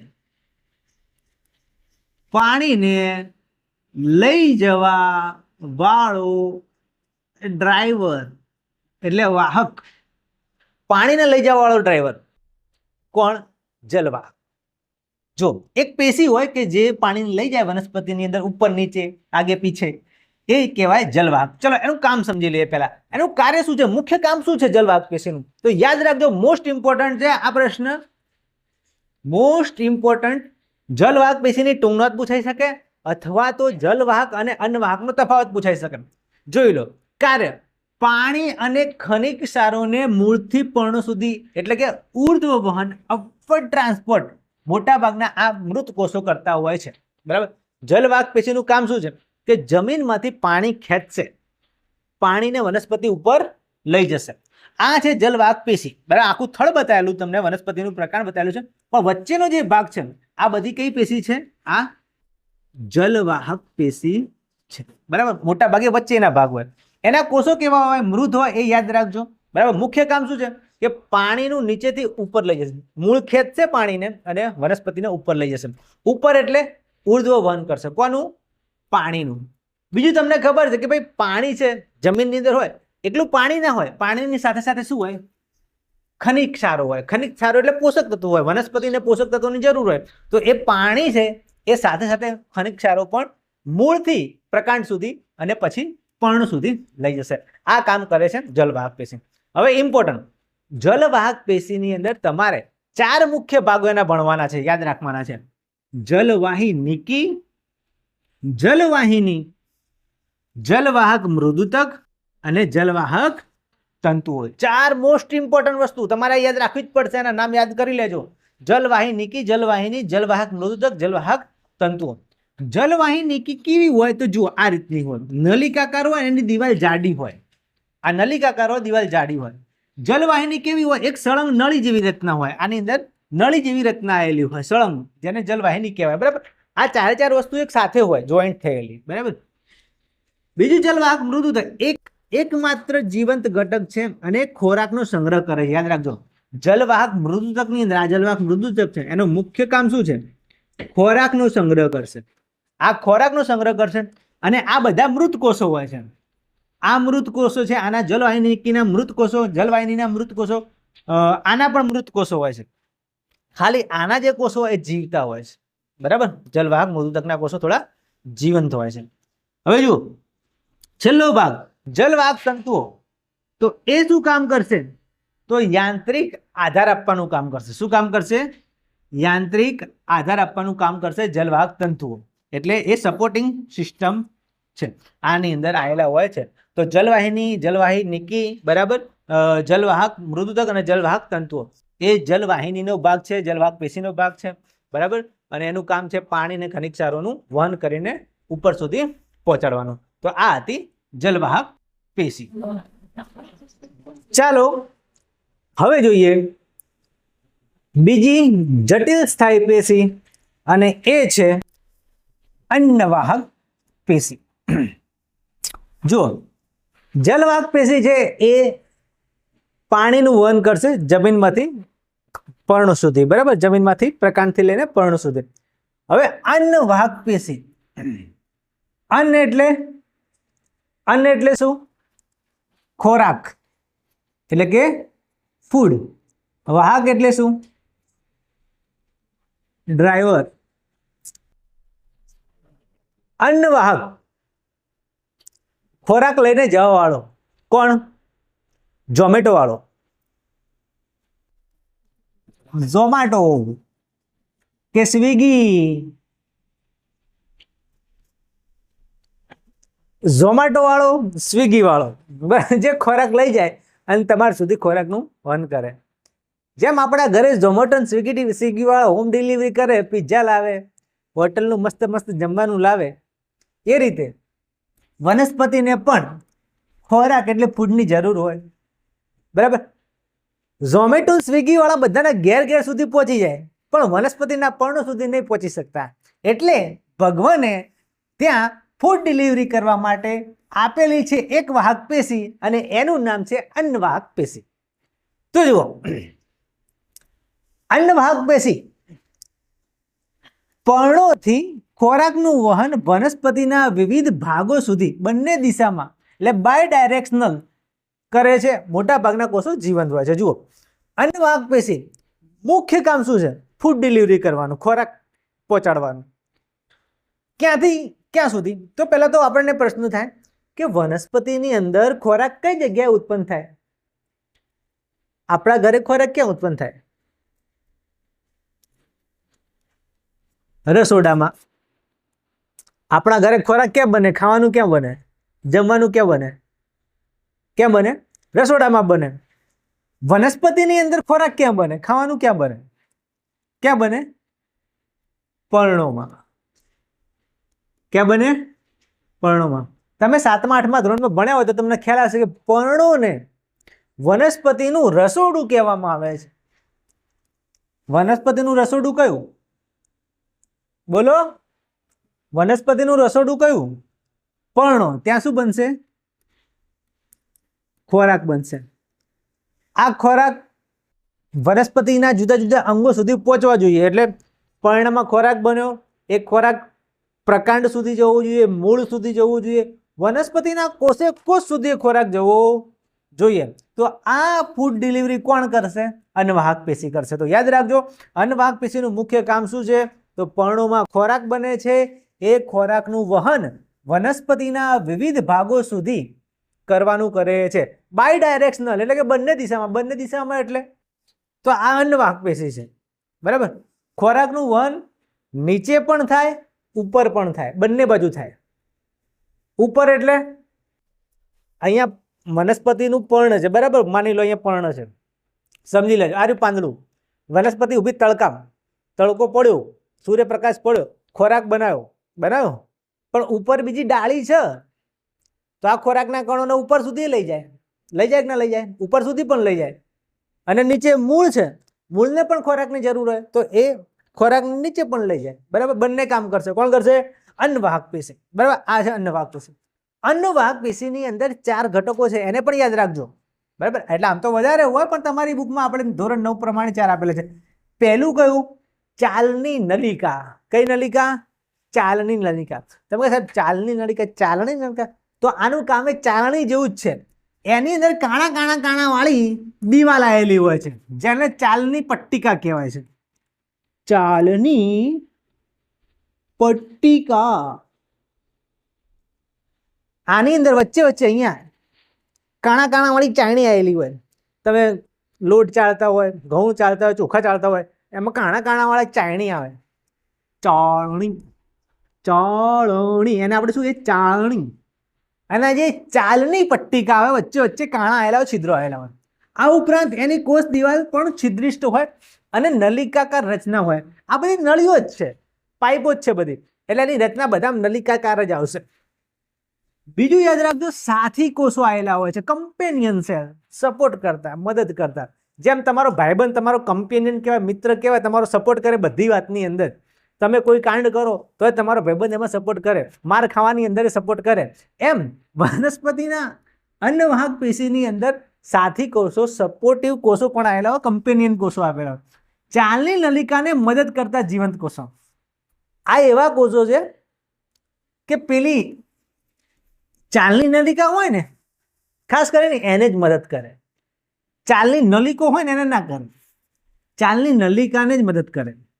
બકા લેસન કરી આલું એમ કે કોણ? સાથી કોષો. સાથી કોષો કોની મદદ કરશે? ચાલની નલિકાની મદદ કરશે. હે પાણી ઉપર લઈ જવાનું છે, ખોરાક હજુ ખાધું નહીં, આપણે ખોરાકનું વહન કરવાનું છે. નહીં પહોંચતો ધક્કો મારું થોડો, એમ કરીને ખોરાકનું વહન કરવામાં મદદ કરશે ચાલની કોષોને. એના કોષો કેવા હશે? સાથી કોષો કેવા હશે? જીવંત હશે. કેવા હશે? જીવંત હશે. પછી યાદ રાખજો, અન્નવાહક મૃદુતક. કયા કોષો? અન્નવાહક મૃદુતક. એનું મુખ્ય કામ શું છે? ખોરાકનો સંગ્રહ કરવાનું. આપણે એની પહેલા પણ જોયું હતું એક મૃદુતક. બરાબર, એનું કામ પણ શું હતું? મોટા ભાગે ખોરાકનો સંગ્રહ કરે. આ રહ્યા અન્નવાહક મૃદુતક. મૃદુતકના કોષો મોટા ભાગે અંદર ખોરાકનો સંગ્રહ કરે, સ્ટાર્ચ સ્વરૂપે, બીજા કોઈ સ્વરૂપે. બરાબર. અને ચોથું છે અન્નવાહક તંતુઓ. અન્નવાહક તંતુઓ. અને યાદ રાખજો, આ જે તંતુઓ છે એમ બિચારા મરેલા છે, મૃત ઘટક. જલવાહક પેશીની અંદર યાદ કરો, જલવાહક પેશીની અંદર ખાલી મૃદુતક હતું. મૃદુતક એ જીવંત ઘટક હતો. બાકી જલવાહક આ બધા મરેલા હતા. આ ડેડ બોડી, આ મરેલો, મૃદુતક જ જીવતા હતા. અહીંયા કેવું છે? ધ્યાન આપજો. અહીંયા જલ્દી અહીંયા મૃદુતક જે ખોરાકનો સંગ્રહ કરે છે એ જીવંત છે. આના કોષો જીવંત છે, આના જીવંત છે, આના જીવંત છે. આ બધા કોષો જીવંત કોષો છે. અને વાહક તંતુના કોષો મરેલા છે, ડેડ બોડી. આગળ એની કોઈ પ્રક્રિયા થતી નથી. તો આ હતું અન્નવાહક પેશી. બરાબર, એની અંદર કયા કયા જે ભાગ આલે છે યાદ રાખજો. ચાલની નલિકા, સાથી કોષો, મૃદુતક, અન્નવાહક તંતુઓ. એનું કામ શું છે? તો ફૂડ ડિલિવરી, ખોરાકનું વહન કરવું, ઉપર નીચે બંને બાજુ, આગળ પાછળ. બરાબર, બધી જગ્યાએ ખોરાકનું વહન કરે છે. જુઓ, હવે અહીંયા આપણે પ્રાણી પેશી હતી એની શરૂઆત કરવા જઈ રહ્યા છે. વનસ્પતિ પેશી હતી, આપણે જોઈ લીધી છે. બરાબર, કે વનસ્પતિ પેશીની અંદર કયા કયા પ્રકારો આવે છે. બરાબર, વર્ધનશીલ પેશી જોઈ, પછી આપણે સ્થાયી પેશી જોઈ, એમાં સરળ અને જટિલ જોઈ. બરાબર, હવે વાત કરીએ પ્રાણી પેશીની. પ્રાણીઓ આપણા જેવા કૂતરું, બિલાડી, માણસો, એની અંદર પણ પેશીઓ આવેલી હોય છે જેને પ્રાણી પેશી કહેવાય છે. ચાલો એની વાત કરીએ. તો જુઓ, પહેલી વસ્તુ કે ભગવાને આપણને આ પ્રાણી પેશી કેમ આપેલી છે, શું કામ છે આપણી પ્રાણી પેશીનું? તો મુખ્ય કામ હલનચલન કરવાનું. મનુષ્ય હલનચલન કેવી રીતે કરે છે? તો પેશી વડે, પ્રાણી પેશી વડે. ઓક્સિજન કોષો સુધી કેવી રીતે પહોંચે છે? આપણે ઓક્સિજન લઈએ, હવામાંથી શ્વાસ લઈએ,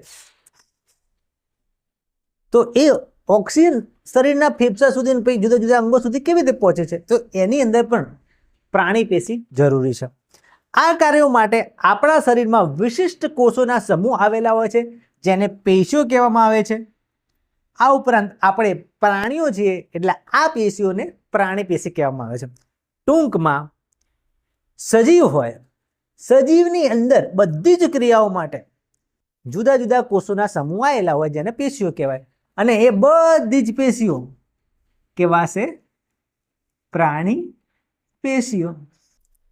તો ચાલો હવે પ્રાણી પેશીઓ વિશે જાણીએ. તો જુઓ,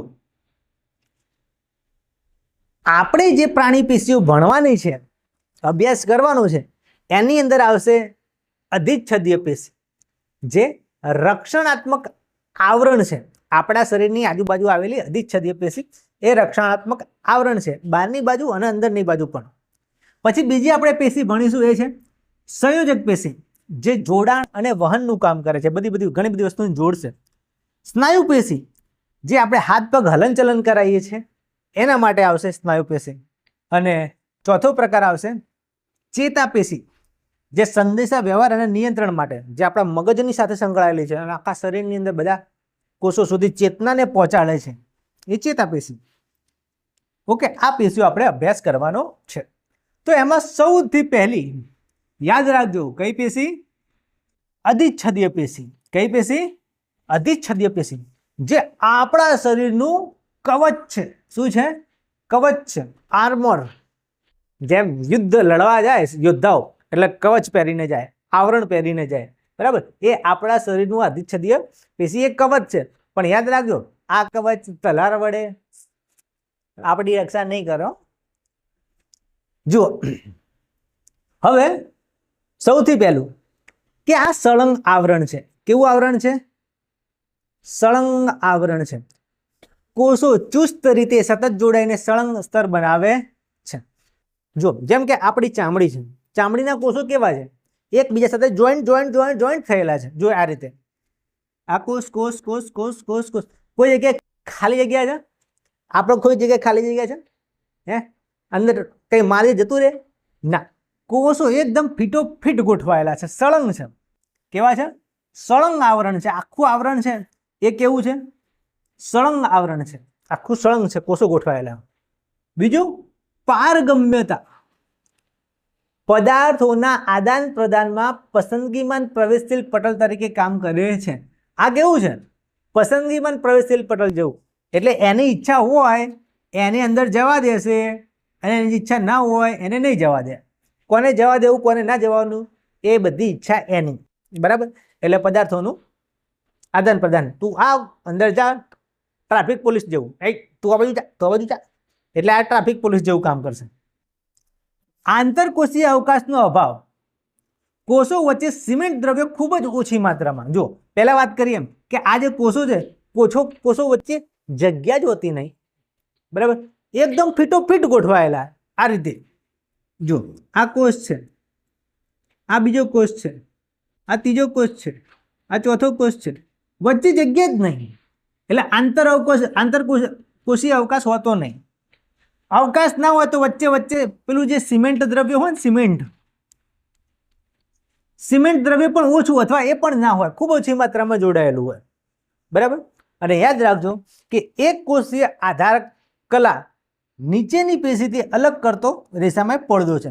એટલે એની નીચે જે પેશી આવેલી હોય, આ ઉપરની પેશી જે અધિચ્છદીય પેશી કહેવાય, એની નીચે પણ એક પેશી આવેલી હશે. એ નીચેની પેશીથી અલગ કરતો અહીંયા પડદો પણ આવેલો હોય છે. આ પડદો બતાવેલો તમને, એ એક કોષીય આધાર કલા જેવો હોય. ઓકે, આ એનું ઇન્ટ્રોડક્શન હતું અધિચ્છદીય પેશીનું. હવે જુઓ, અધિચ્છદીય પેશીના 4 પ્રકાર યાદ રાખજો.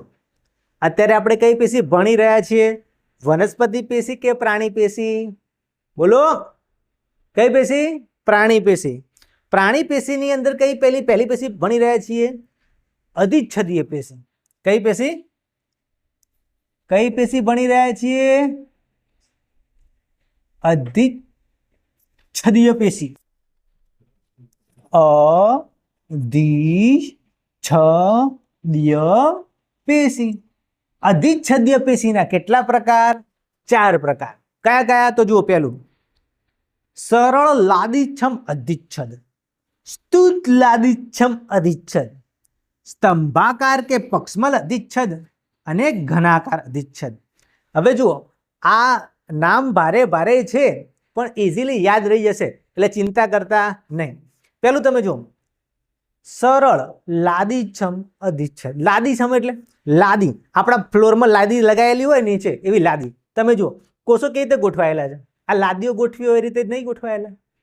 ધ્યાનથી જુઓ, આ એક કોષ, આ બીજો, આ ત્રીજો, ચોથો, એક લાદી જોડે બીજી લાદી, ત્રીજી લાદી, એમ બધી લાદીઓ એક બે સાથે ગોઠવાયેલી હોય એ રીતે આ કોષો ગોઠવાયેલા છે એટલે કયા કહેવાશે? લાદીસમ. લાદી જેવા, બરાબર, જેને આપણે ટાઇલો કહીએ છીએ. આપણા ઘરે આપણે ટાઇલ્સ ગોઠવીએ, ટાઇલ્સ, ટાઇલ્સની જેમ ગોઠવાયેલા છે અરે, એટલે એને કહેવાશે સરળ લાદીસમ. એકદમ ઇઝીલી, બરાબર, સરળ રીતે લાદીસમ અધિચ્છદ ગોઠવાયેલું છે.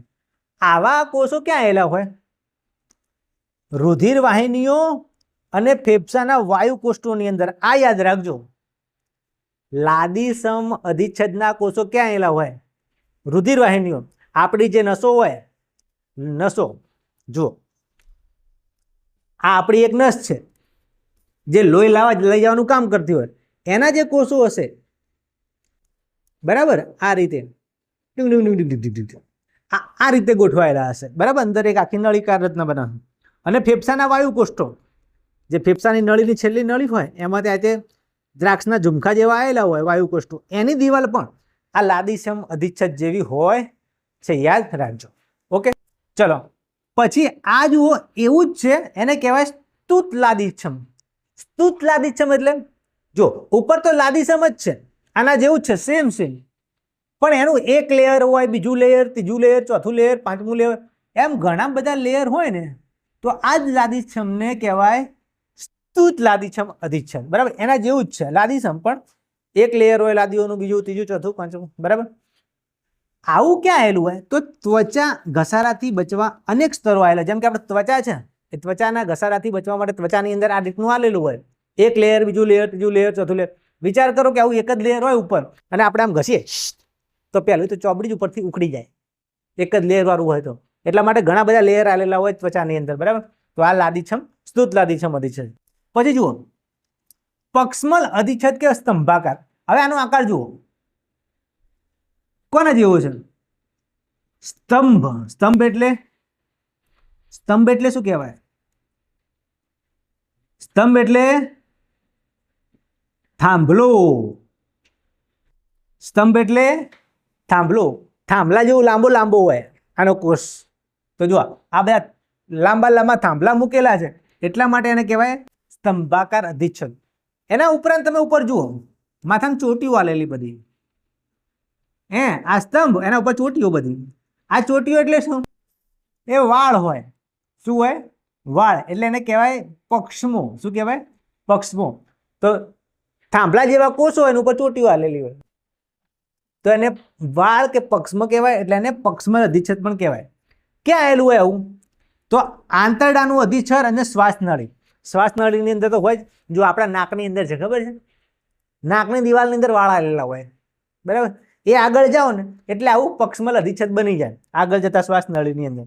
પછી આંતરડાની દિવાલ હોય ને, આંતરડાની દિવાલમાં પણ આ રીતે રસાંકુરો આવેલા હોય, એનો આકાર પણ આવો હોય છે. અને પછી ઘનાકાર અધિચ્છદ. ધ્યાનથી જુઓ એનો આકાર કેવો છે કોષનો. ઘન જેવો છે, ઘન. ઘન એટલે ચોરસ ડબ્બો. આ દેખાય? આ ઘનાકાર, આ ઘનાકાર, ઘનાકાર. એક રાઉન્ડમાં ગોઠવેલા. રાઉન્ડમાં ના ગોઠવું તો આ રીતે ગોઠવી શકાય. આ રીતે ગોઠવાયેલા હોય.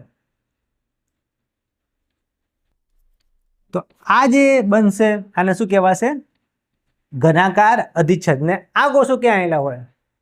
તો આપણી મૂત્રપિંડ નલિકાની અંદર જે કોષો હોય એ આ રીતના કોષો હોય અને લાળ ગ્રંથિ આપણા મોઢાની અંદર લાળ ગ્રંથિ આવેલી હોય એ લાળ ગ્રંથિના કોષો પણ ઘનાકાર અધિચ્છદના કોષો હોય છે. તો યાદ રાખજો આ મોસ્ટ ઇમ્પોર્ટન્ટ કહેવાશે. બરાબર. શું પૂછાશે પ્રશ્ન? અધિચ્છદીય પેશીના પ્રકારો સમજાવો. સિમ્પલ છે પણ 4 પ્રકાર છે. સરળ લાદીછમ, સ્તુત લાદીછમ, સ્તંભાકાર અને ઘનાકાર. એનું જેવું નામ છે એનો એવો આકાર છે. બરાબર. ઘનાકારનો આકાર ઘન જેવો, સ્તંભાકારનો આકાર સ્તંભ જેવો, લાદીછમનો આકાર લાદી જેવો અને લાદીના બહુ જ લેયર બનાવી કાઢવામાં આવે એક ઉપર એક તો સ્તુત લાદીછમ બની જાય. ખાલી હાર્ડ ટોપિક હોય થોડોક એક કે ભાઈ ક્યાં આવેલી છે એ યાદ રાખવું થોડું મુશ્કેલ છે. એનો પ્રયત્ન થોડો વધારે કરજો કે ભાઈ આ છે એ રુધિરવાહિની ફેફસામાં આવેલી છે, સ્તુત લાદીછમ એ ત્વચાની અંદર આવેલી છે, આ નાના આંતરડાની અંદર શ્વાસનળીની અંદર આવેલી છે, આ મૂત્રપિંડ નલિકા અને લાળ ગ્રંથિમાં આવેલી છે. Okay okay. તો આ જે હતા એ અધિચ્છદીય પેશીના 4 પ્રકાર હતા.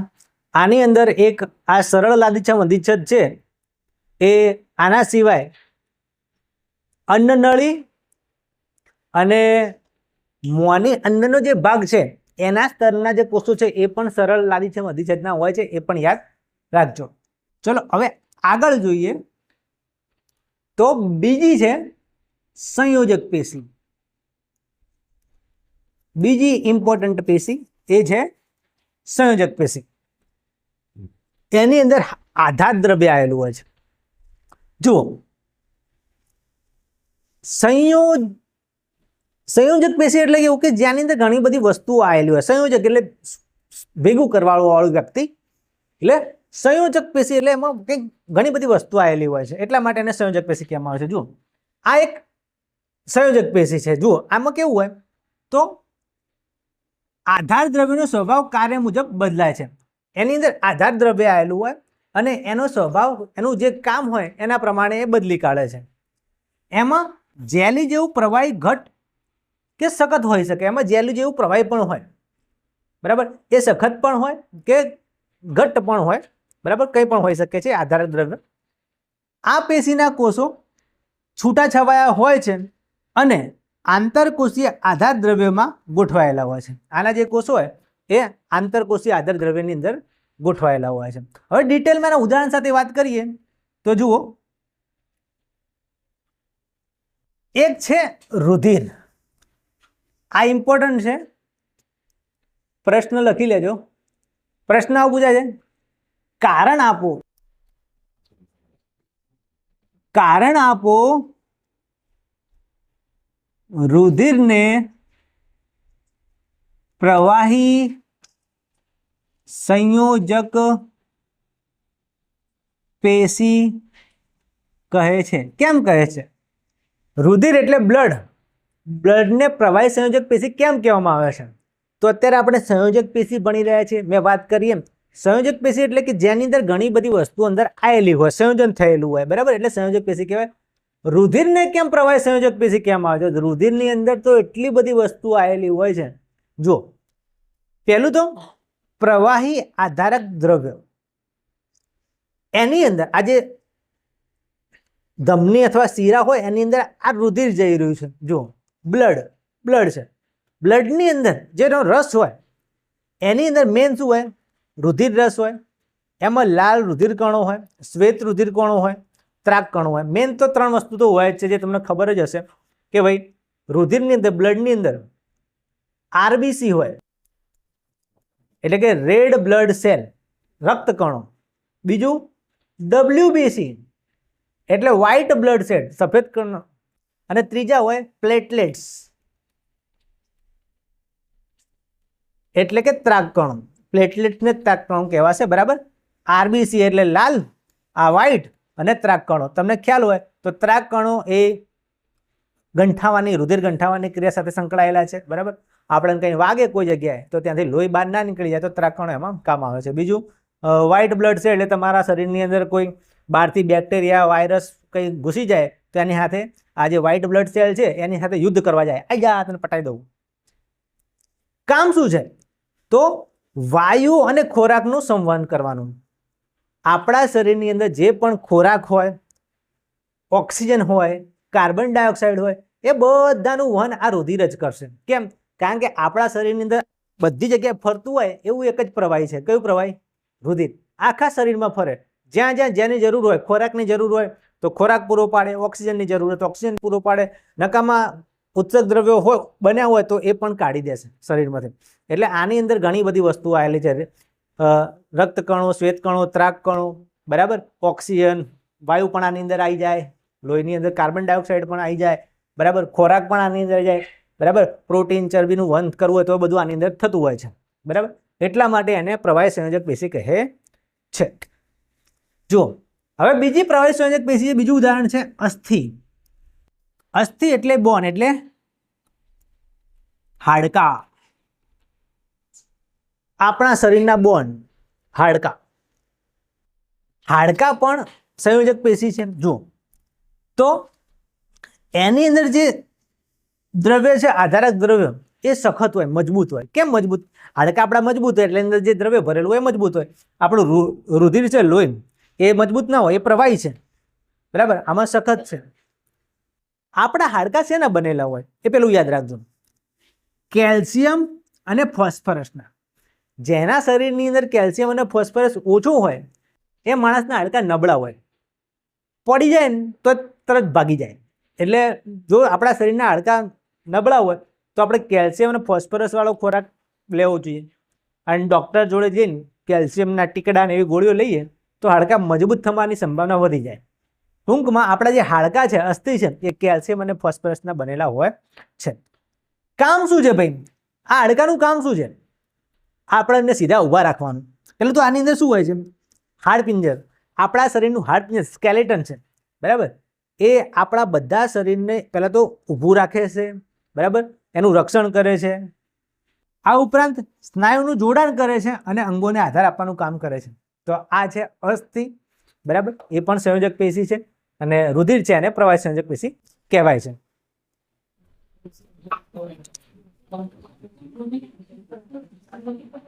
ચલો, હવે આપણા શરીરમાં બીજી પણ સંયોજક પેશી આવેલી હોય છે, એની વાત કરી લઈએ. જેમ કે માનવ ઘૂંટણ અને સંયોજક પેશી. તો આપણું જે ઘૂંટણ છે એની અંદર જ ઘણી બધી સંયોજક પેશી આવી ગયેલી હોય છે. તમે જુઓ, પહેલી વાત કરીએ અસ્થિબંધ. યાદ રાખજો, અને લિગામેન્ટ કહેવાય. તમે ઘણી જગ્યાએ ટીવીની અંદર એડમાં સાંભળ્યું હશે, પેલા ડોસીડું આવી જાય પગ લઈને, હા મેરે ઘૂંટણો મેં દર્દ હૈ, ડૉક્ટર જોડે જાય, એ લોકો તેલ માલિશ કરાવે એટલે લિગામેન્ટ એનું હરખું થાય કે ભાઈ इसके अंदर पानी कम हो गया, तेल कम हो गया, चर्बी कम हो गई है, બરાબર. લિગામેન્ટની ઘણી એડવર્ટાઈઝ આવતી હોય છે, બરાબર, અસ્થિબંધ. તો આ રીતે અસ્થિથી અસ્થિનું જોડાણ થયેલું હોય. ઘણા લાગે સાહેબ કે અસ્થિથી અસ્થિ એટલે મરી ગયેલા માણસના અસ્થિની વાત નહીં.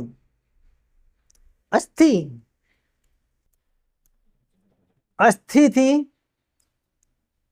અસ્થિનું જોડાણ થયેલું હોય એને અસ્થિબંધ કહેવાય. એ ખૂબ જ સ્થિતિસ્થાપક અને મજબૂત હોય. સમજો ધ્યાનથી. જુઓ, આ રહ્યું ઉપરનું હાડકું, દેખાય છે? દેખાય છે ઉપરનું હાડકું? ભાઈ આ પગનું જ છે. આ ઉપરનું હાડકું દેખાય છે બધાને? દેખાય છે ઉપરનું હાડકું? આ નીચેનું હાડકું છે. એટલે ઉપરના શું કહેવાય? અસ્થિ કહેવાય. આ નીચેના શું કહેવાય? અસ્થિ કહેવાય. આ અસ્થિ ને આ અસ્થિની વચ્ચે જુઓ, દોરડું બાંધેલું છે, દોરી બાંધેલી છે, જેનાથી આ ઉપરનું અસ્થિ નીચેનું અસ્થિ જોઈન્ટ થયેલું છે આના વડે. દેખાય ત્યાંથી? આને કહેવાય અસ્થિબંધ. બે અસ્થિ ચોટાડે, બરાબર, આને અસ્થિબંધ કહેવાય. અસ્થિથી અસ્થિ, અસ્થિ અસ્થિ, આ જે જોઈન્ટ છે એને અસ્થિબંધ કહેવાય. અને કેવું હોય? એકદમ મજબૂત અને સ્થિતિસ્થાપક હોય, બરાબર. આને મજબૂત અને સ્થિતિસ્થાપક અસ્થિબંધ કે લિગામેન્ટ કહેવાય. યાદ રાખજો, ભૂલતા નહીં. ચલો, હવે સ્નાયુબંધ. બીજું કયું છે? સ્નાયુબંધ, જેને ટેન્ડન કહેવાય. આપણે ટેન્ડન યાદ રાખવાની કોઈ જરૂર નહીં, સ્નાયુબંધ યાદ રાખજો.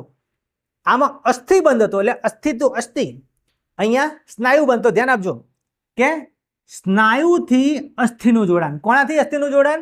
સ્નાયુથી. તમે જુઓ કે આની અંદર તમને બતાવ્યું છે કે એક બાજુ અસ્થિ છે, દેખાય છે? આ શું છે? હાડકું છે.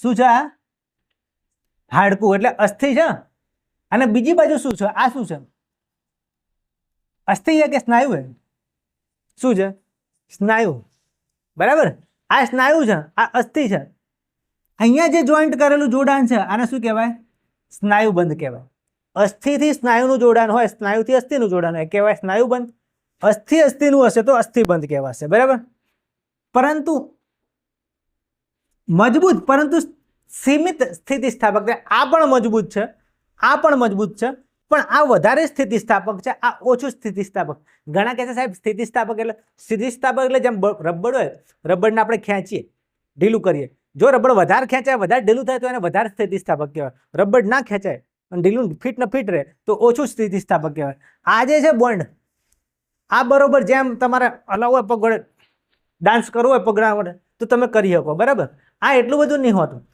આ એટલું બધું ફ્લેક્સિબલ નહીં હોતું કેમ કારણ કે બીજી બાજુ હાડકું નહીં બીજી બાજુ શું છે સ્નાયુ એટલે એ સ્નાયુ ખેંચાશે ને અસ્થિને હલાવશે ચલો ભાઈ બરાબર એ રીતે અને ત્રીજું છે કાસ્થિ જેને કાર્ટિલેજ કહેવાય યાદ રાખજો કાસ્થિ આમાં શું હોય તો સાંધાઓને લીસા બનાવે પ્રોટીન અને શર્કરાનું બનેલું હોય છે આપણા શરીરની અંદર ઘણી જગ્યાએ મજબૂત વસ્તુ આવેલી હોય છે પણ હાડકા જેટલી મજબૂત નહીં હોતી થોડીક નરમ હોય છે એને કાસ્થિ કહેવાય શું કહેવાય કાસ્થિ આપણા શરીરના ઘણા હાડકાઓની અંદર આવેલી હોય અહીંયા પણ આવેલી હોય કાસ્થિ એ શું કરશે સાંધાઓને લીસા બનાવશે બરાબર એમાં પ્રોટીન ને શર્કરા પણ આવેલો હોય એક ઉદાહરણ તમને આપું તમારા નાકની અંદર હોય કાનની અંદર હોય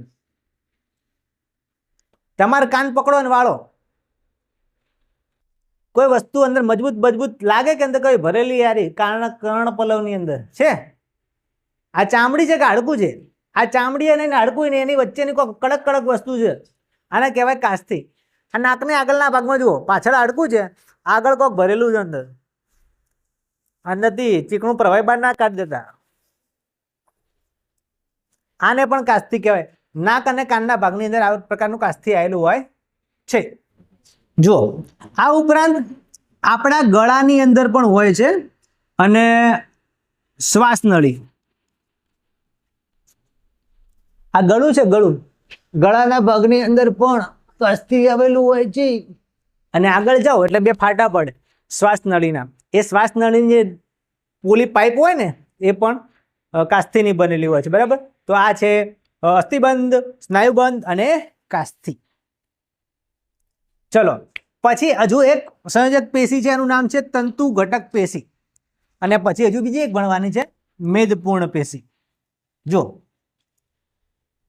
તંતુ ઘટક પેશી એની અંદર અંગોની અંદરની ખાલી જગ્યા ભરે છે અને પેશીઓના સમારકામમાં મદદ કરે છે યાદ રાખજો આ અંગોની અંદર આવી તંતુઓની બનેલી તંતુ ઘટક પેશી આવેલી હોય છે બરાબર અને એ અંગોની વચ્ચે જે ખાલી જગ્યા હોય એ ભરે છે અને પેશીઓનું સમારકામ પણ કરે છે યાદ રાખજો આ તંતુ ઘટક પેશી ક્યાં આવેલી હોઈ શકે તો આવેલી હોય ત્વચાની અંદર સ્નાયુ પેશીની અંદર આ ઉપરાંત માંસપેશીની અંદર રુધિર વાહિનીઓની આજુબાજુ પણ આવેલી હોય ચેતાપેશી અને લંબમજ્જા એની આજુબાજુ પણ આવી તંતુ ઘટક પેશીઓ આવેલી હોય છે અને છેલ્લી તમે આ પેશી જુઓ મેદપૂર્ણ પેશી મેદ એટલે ચરબીથી ભરેલી આપણા શરીરની અંદર વચ્ચે લોકો ખાઈ પીને પાડા જેવા થાય એટલે એના શરીરમાં ચરબી વધી જાય આપણે નહીં કહેતા બહુ ચરબી ચડી જાય બહુ ચરબી ચડી જાય એ ચરબીને મૂકવાની ક્યાં કોઈ જગ્યા હોવી જોઈએ કે જેની અંદર ચરબી ચડેલી વધે એનું નામ શું છે મેદપૂર્ણ પેશી તમારા શરીરની અંદર ચરબી ચડી જાય એ તમારી મેદપૂર્ણ પેશી હોય એની અંદર ચડે બરાબર ચરબીનો અર્થ થાય મેદ અને એનો સંગ્રહ કરતા કોષો આની અંદર આવેલા હોય છે બરાબર ચરબી એટલે મેદ એનો સંગ્રહ કરતા કોષો આ ચરબીના કોષો ક્યાં સંગ્રહ કરશે મેદપૂર્ણ પેશીમાં બરાબર મેન કામ છે ચરબીનો સંગ્રહ કરવાનો. બીજું કામ ઉષ્મા નિયમન. ઉષ્મા નિયમન એટલે જે માણસને બહુ ચરબી ચડી ગયેલી હોય, શરીરમાં પાટા જેવા થઈ ગયા હોય, એ લોકોને બહુ ઠંડી ના લાગે, બહુ ગરમી ના લાગે. કેમ કે ચરબી હોય આખા શરીર ઉપર ચડી ગઈ હોય એટલે બહારથી ઠંડી હવા અંદર સુધી જાય જ ના. એટલે એક ઇન્સ્યુલેશન કરે, થર્મલ ઇન્સ્યુલેશન. જાડા પડા થઈ ગયો, શરીર વધી ગયું, પેટ વધી ગયું હોય, બરાબર, એટલે ઉષ્મા નિયમન કરે. એટલે જો ઠંડી ઋતુ હોય, બહાર શરીર અંદર ગરમ હોય, તો એ જાડી ચરબીનું જે લેયર હોય એ ઠંડી અંદર ના જવા દે, એટલે ભાઈ ઠંડી ના લાગે. આ ઉપરાંત ઉનાળાની ગરમી હોય, ગરમ ગરમ હવા આવતી હોય, પણ ઉપર તો ચરબીનું પેલું ભાલુ જેવી ચરબી પહેરેલી હોય, તો અંદર ગરમ હવા પણ ના જવા દે. એટલે મેદપૂર્ણ પેશી રક્ષાનું કામ કરે, આરી ઉષ્મા નિયમનનું કામ કરે. એટલે એક જોતા આમ ઉપયોગ પણ એનો છે, બરાબર. તો આ મેદપૂર્ણ પેશી હતી અને આ તંતુ ઘટક પેશી હતી.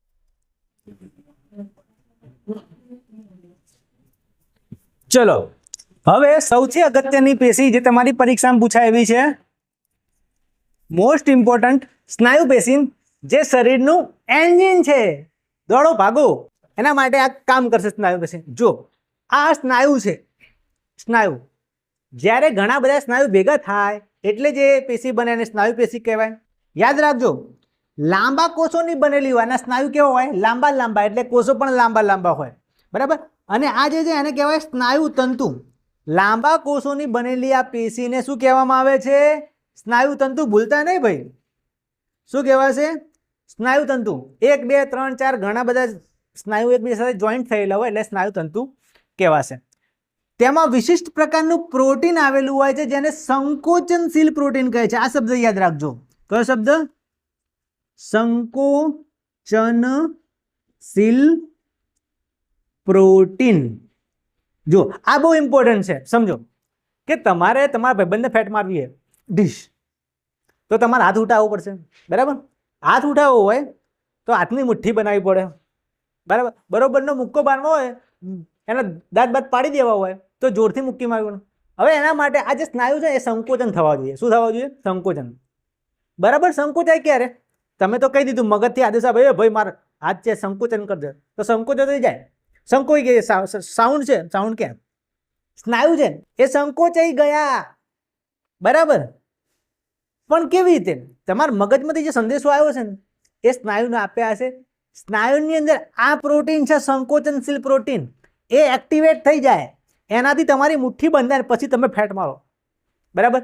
તો સંકોચનશીલ પ્રોટીન, તમારે દોડવું હોય, ભાગવું હોય, સ્નાયુને કામ કરાવવા હોય તો આ સંકોચનશીલ પ્રોટીન છે એનાથી થશે. જો આ ના હોય તો તમારે આંગળી ઊંચી કરવી હોય ને તો એ ના થાય, ઊંચી થાય ના થાય, બરાબર. એટલે સ્નાયુની અંદર આ પ્રોટીન આવેલું હોય છે જે જરૂરી છે. કયું પ્રોટીન? કયું પ્રોટીન? બોલો. સંકોચનશીલ પ્રોટીન. કયું પ્રોટીન? સંકોચનશીલ પ્રોટીન. એમ આપણી ઈચ્છા પ્રમાણે બધું ના થાય, બરાબર. આ પ્રોટીનના સંકોચન અને શિથિલનને લીધે હલનચલન થાય છે. તમને કીધું એમ, જો તમારા શરીરના પ્રોટીન ના હોય આ રીવી તો પછી ના થાય. એટલે આપણે નહીં કહેતા ભાઈ પ્રોટીન ખાઓ, પ્રોટીન ખાઓ, બોડી બનાવો, ચરબી ના વધારો, એનું કરે. ચલો હવે અહીંયા 3 પ્રકારના આપણે સ્નાયુ ભણવાના છે સ્નાયુ પેશીની અંદર. ચલો પહેલું છે રેખિત સ્નાયુ. આને કહેવામાં આવે કંકાલ સ્નાયુ, યાદ રાખજો. બીજું નામ છે રેખિત સ્નાયુનું નામ શું છે? બીજું કંકાલ સ્નાયુ. તમે કહેશો સાહેબ કંકાલ સ્નાયુ કેમ? અહીં હાડપિંજર કયો છે? તો આ તમારા હાડકું, હડ્ડી સાથે આ સ્નાયુ જોઈન્ટ થયેલા હોય, એટલા માટે એને કંકાલ સ્નાયુ કહેવાય. તમારા સ્નાયુ હલાવે, હાથ હલાવે, પગ હલાવે, આ સ્નાયુ એ હડ્ડી સાથે જોઈન્ટ થયેલા હોય, એટલે કંકાલ સાથે આ જોઈન્ટ થયેલા હોય છે અને કંકાલ સ્નાયુ કહેવાય. એનો આકાર રેખિત હોય. તમે જુઓ આ રેખામ છે, રેખિત છે, એક લાઈનમાં છે, એટલે એને રેખિત સ્નાયુ કહેવાય. યાદ રાખજો, આ ઐચ્છિક હલનચલન કરે. હમણાં આવશે અનૈચ્છિક.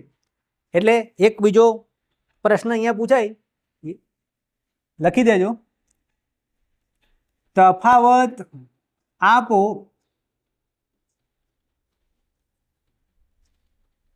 ઐચ્છિક અને અનૈચ્છિક સ્નાયુ, આવું પ્રશ્ન પૂછાઈ શકે. ઐચ્છિક સ્નાયુના અનૈચ્છિક સ્નાયુનો તફાવત આપો. સમજી લો, એકદમ ઇઝી. ઐચ્છિક હલનચલન, ઐચ્છિક સ્નાયુઓ અને અનૈચ્છિક હલનચલન. તમારા શરીરની અંદર કોઈ અંગ, ત્યાંથી જ કોઈ અંગ તમારી ઈચ્છા પ્રમાણે હલતું હોય તો એને કહેવાય ઐચ્છિક હલનચલન, અને એના માટે ઐચ્છિક સ્નાયુ કામ કરે. અને તમારા ઈચ્છા પ્રમાણે ના હલતું હોય, જાતે જાતે હલતું હોય અમુક વસ્તુ, તો એને કહેવાય અનૈચ્છિક હલનચલન. જુઓ, આ જે કોષો છે કેવા હશે? આ જે સ્નાયુ છે લાંબા, નળાકાર, અશાખિત. એની કોઈ શાખા નહીં પડે. હમણાં જોજો, હમણાં પેલા પડશે, શાખાઓ પડશે આવી. આમાં નહીં પડે, સીધા સીધા છે. બહુ કોષ કેન્દ્રીય, એની અંદર એક કોષ કેન્દ્ર, બીજું, ત્રીજું, ચોથું, પાંચમું, બહુ કોષ કેન્દ્રીય. અને ઘેરા, આછા ઘેરા પટ્ટાઓ પણ હોય. જુઓ, આ રીતે પટ્ટાઓ આવેલા હોય. આ સ્નાયુ ઐચ્છિક સ્નાયુ કોને કહેવાશે? તો તમારા હાથના સ્નાયુ, પગના સ્નાયુ, બરાબર, જીભના સ્નાયુ, જે તમારા શરીરની જે જે અંગ ભગવાને આલેલા છે અને જે તમારી ઈચ્છા પ્રમાણે, ઐચ્છિક ઈચ્છા પ્રમાણે કામ કરતા હોય, એ બધા રેખિત સ્નાયુઓ છે અને ઐચ્છિક સ્નાયુઓ છે. કયા? તમારી ઈચ્છા પ્રમાણે હલતા હોય. ઘણા તમારી ઈચ્છા પ્રમાણે ના પણ હલતા હોય, એની વાત કરીએ. જુઓ, અરેખિત, આ રેખિત નહીં. જુઓ, ધ્યાનથી જોજો. આ નાવડી આકારના છે, ત્રાકાકાર. ક્યાં ગયું? આ રહ્યું ત્રાકાકાર. એનો આકાર ત્રાક જેવો હોય. ત્રાક એટલે હોડી, નાવડી. જુઓ, આ રહ્યો, આ ત્રાકાકાર હોય. અનૈચ્છિક, તમે કૂટી કૂટીને મરી જાઓ પણ આ તમારી ઈચ્છા પ્રમાણે હલે નહીં. ત્રાકાકાર એનો આકાર છે. એક કોષ કેન્દ્રીય. જો, એક જ કોષ કેન્દ્ર. આ સ્નાયુ છે, આ સ્નાયુ છે, એની અંદર એક જ કોષ કેન્દ્ર. અહીંયા તમે જુઓ, એકની અંદર કેટલા બધા હતા? આ એક જ છે. 1 2 3 4. એકની અંદર જ 4 હતા. અહીંયા એકની અંદર એક જ છે. એટલે એક કોષ કેન્દ્રીય, એક જ કોષ કેન્દ્ર આવેલું. આની અંદર ઘણા બધા આવેલા હોય. પટ્ટાઓનો અભાવ. આની અંદર કોઈ પટ્ટા નહીં, આની અંદર પટ્ટા હતા, જોઈ લો. બરાબર. અને આ આપણી ઈચ્છા પ્રમાણે કામ કરતા નહીં. આપણા શરીરની અંદર ઘણા બધા એવા અંગો આવેલા છે આપણી ઈચ્છા પ્રમાણે કામ નહીં કરતા. કયા કયા? તમે જુઓ, ફેફસા. ફેફસાની અંદર સ્નાયુ આવેલા હોય. તમે ઊંઘી જાઓ શાંતિથી તો ફેફસા ઊંચા નીચા થતા હોય. અન્નનળી. તમે ખોરાક ખાધો પછી કહો કે ભાઈ તું અહીંથી આગળ ના જઈશ, તો એ રૂકશે નહીં. એ સ્નાયુ અહીંથી દબાશે અને ખોરાક આગળ જશે, જાતે કામ કરે. પછી શ્વાસ નળી. અન્નનળીના સ્નાયુ, શ્વાસ નળી અંદર હવા લીધી, તમે તો ઊંઘી ગયા, પણ તમારી શ્વાસ નળી પણ અંદરના કામ કરતી હોય. નાનું આંતરડું, મોટું આંતરડું, આંતરડાના સ્નાયુઓ. તમે કહો તમારા આંતરડાને, એ ભાઈ મેં તને ખવડાવ્યું, આજ તાર પાચન નહીં કરો, અંદર હલવાનું નહીં, પણ એ તમારું સાંભળશે નહીં. એ એનું કામ કરશે જ. આંતરડું ધક્કો મારી મારીને ખોરાકને આગળ જવા દેશે. બરાબર. તો આ જે બધા સ્નાયુ છે એ આપણી ઈચ્છા પ્રમાણે કામ કરતા નથી. એટલે એને કેવા કેવા છે? અનૈચ્છિક. કેવા કેવા છે? અનૈચ્છિક. અને આને શું કહેવાશે? ઐચ્છિક. એક બીજા પણ છે આપણા હૃદયના, આપણા દિલના સ્નાયુ. આપણું અભળે કે ના અભળે? આપણા દિલના સ્નાયુ એ પણ આપણી વાત માનતા નહીં. ભાઈ તું રહેવા દે, ના પાડું તો ના કરે એવા ધંધા, તોય કરશે. અનૈચ્છિક છે. અનૈચ્છિક એટલે આપણું માનતા નહીં. યારે આપણું મન તો શું જોઈતું હતું? અનૈચ્છિક લયબંધ સંકોચન કરે. ધક ધક ધક ધક ધક ધક ધક ધક. તમારા હૃદયને કહો 2 મિનિટ કે ઊભું રહી જાય ને તો અભળશે આપણી વાત? ઊભું રહેશે નહીં? ઊભું રહે. એટલે આપણું દિલ આપણું માનતું નથી. પેલું નહીં, દિલ હે કી માનતા નહીં, દિલ હે કી માનતા નહીં. આ ગીત સાંભળેલું હશે તમે લોકોએ, સાંભળેલું જ છે. દિલ હે કી માનતા નહીં. કેમ માનતા નહીં? કારણ કે આ સ્નાયુઓનો અનૈચ્છિક સ્નાયુઓ છે.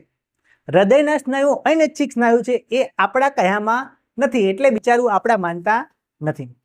યાદ રાખજો એ સ્નાયુ કેવા છે? શાખિત છે. જો ડાળીઓ પડી, શાખા, શાખિત છે, નળાકાર છે, બરાબર. એક કોષ કેન્દ્રીય છે. જો એક કોષ કેન્દ્ર હશે. અને ભલે આપણું માનતા નહીં, પણ આખી જિંદગી જ્યાં સુધી આપણે જીવીએ ત્યાં સુધી આપણું કામ કરે જાય છે. જીવન પર્યંત હૃદય ચાલુ રહે, ધક ધક ધક ધક ધક ધક. તો એના સ્નાયુઓ છે એ બધા શું કરશે? આખી જિંદગી કામ કરશે, ધક ધક ધક ધક ધક ધક ધક ધક. તમે તમારા દિલને હૃદય ધબકવા સિવાયનું બીજું કોઈ કામ આપતા નહીં, બરાબર. વગર કામનું બંધ પડી જશે તો તમે ઉપર પહોંચી જશો, બરાબર. તો આ ચલો એક જવાબ આપી દો. હૃદયના સ્નાયુ, હૃદ સ્નાયુઓ ઐચ્છિક કહેવાય કે અનૈચ્છિક? બોલો બોલો ભાઈ, કયા કહેવા છે? રેખિતમાં આવશે કે અરેખિતમાં? એટલે મીન્સ કે ઐચ્છિકમાં આવશે કે અનૈચ્છિકમાં આવશે? અનૈચ્છિકમાં, બરાબર. તો અરેખિત સ્નાયુનો જ એક પ્રકાર છે. ઓકે,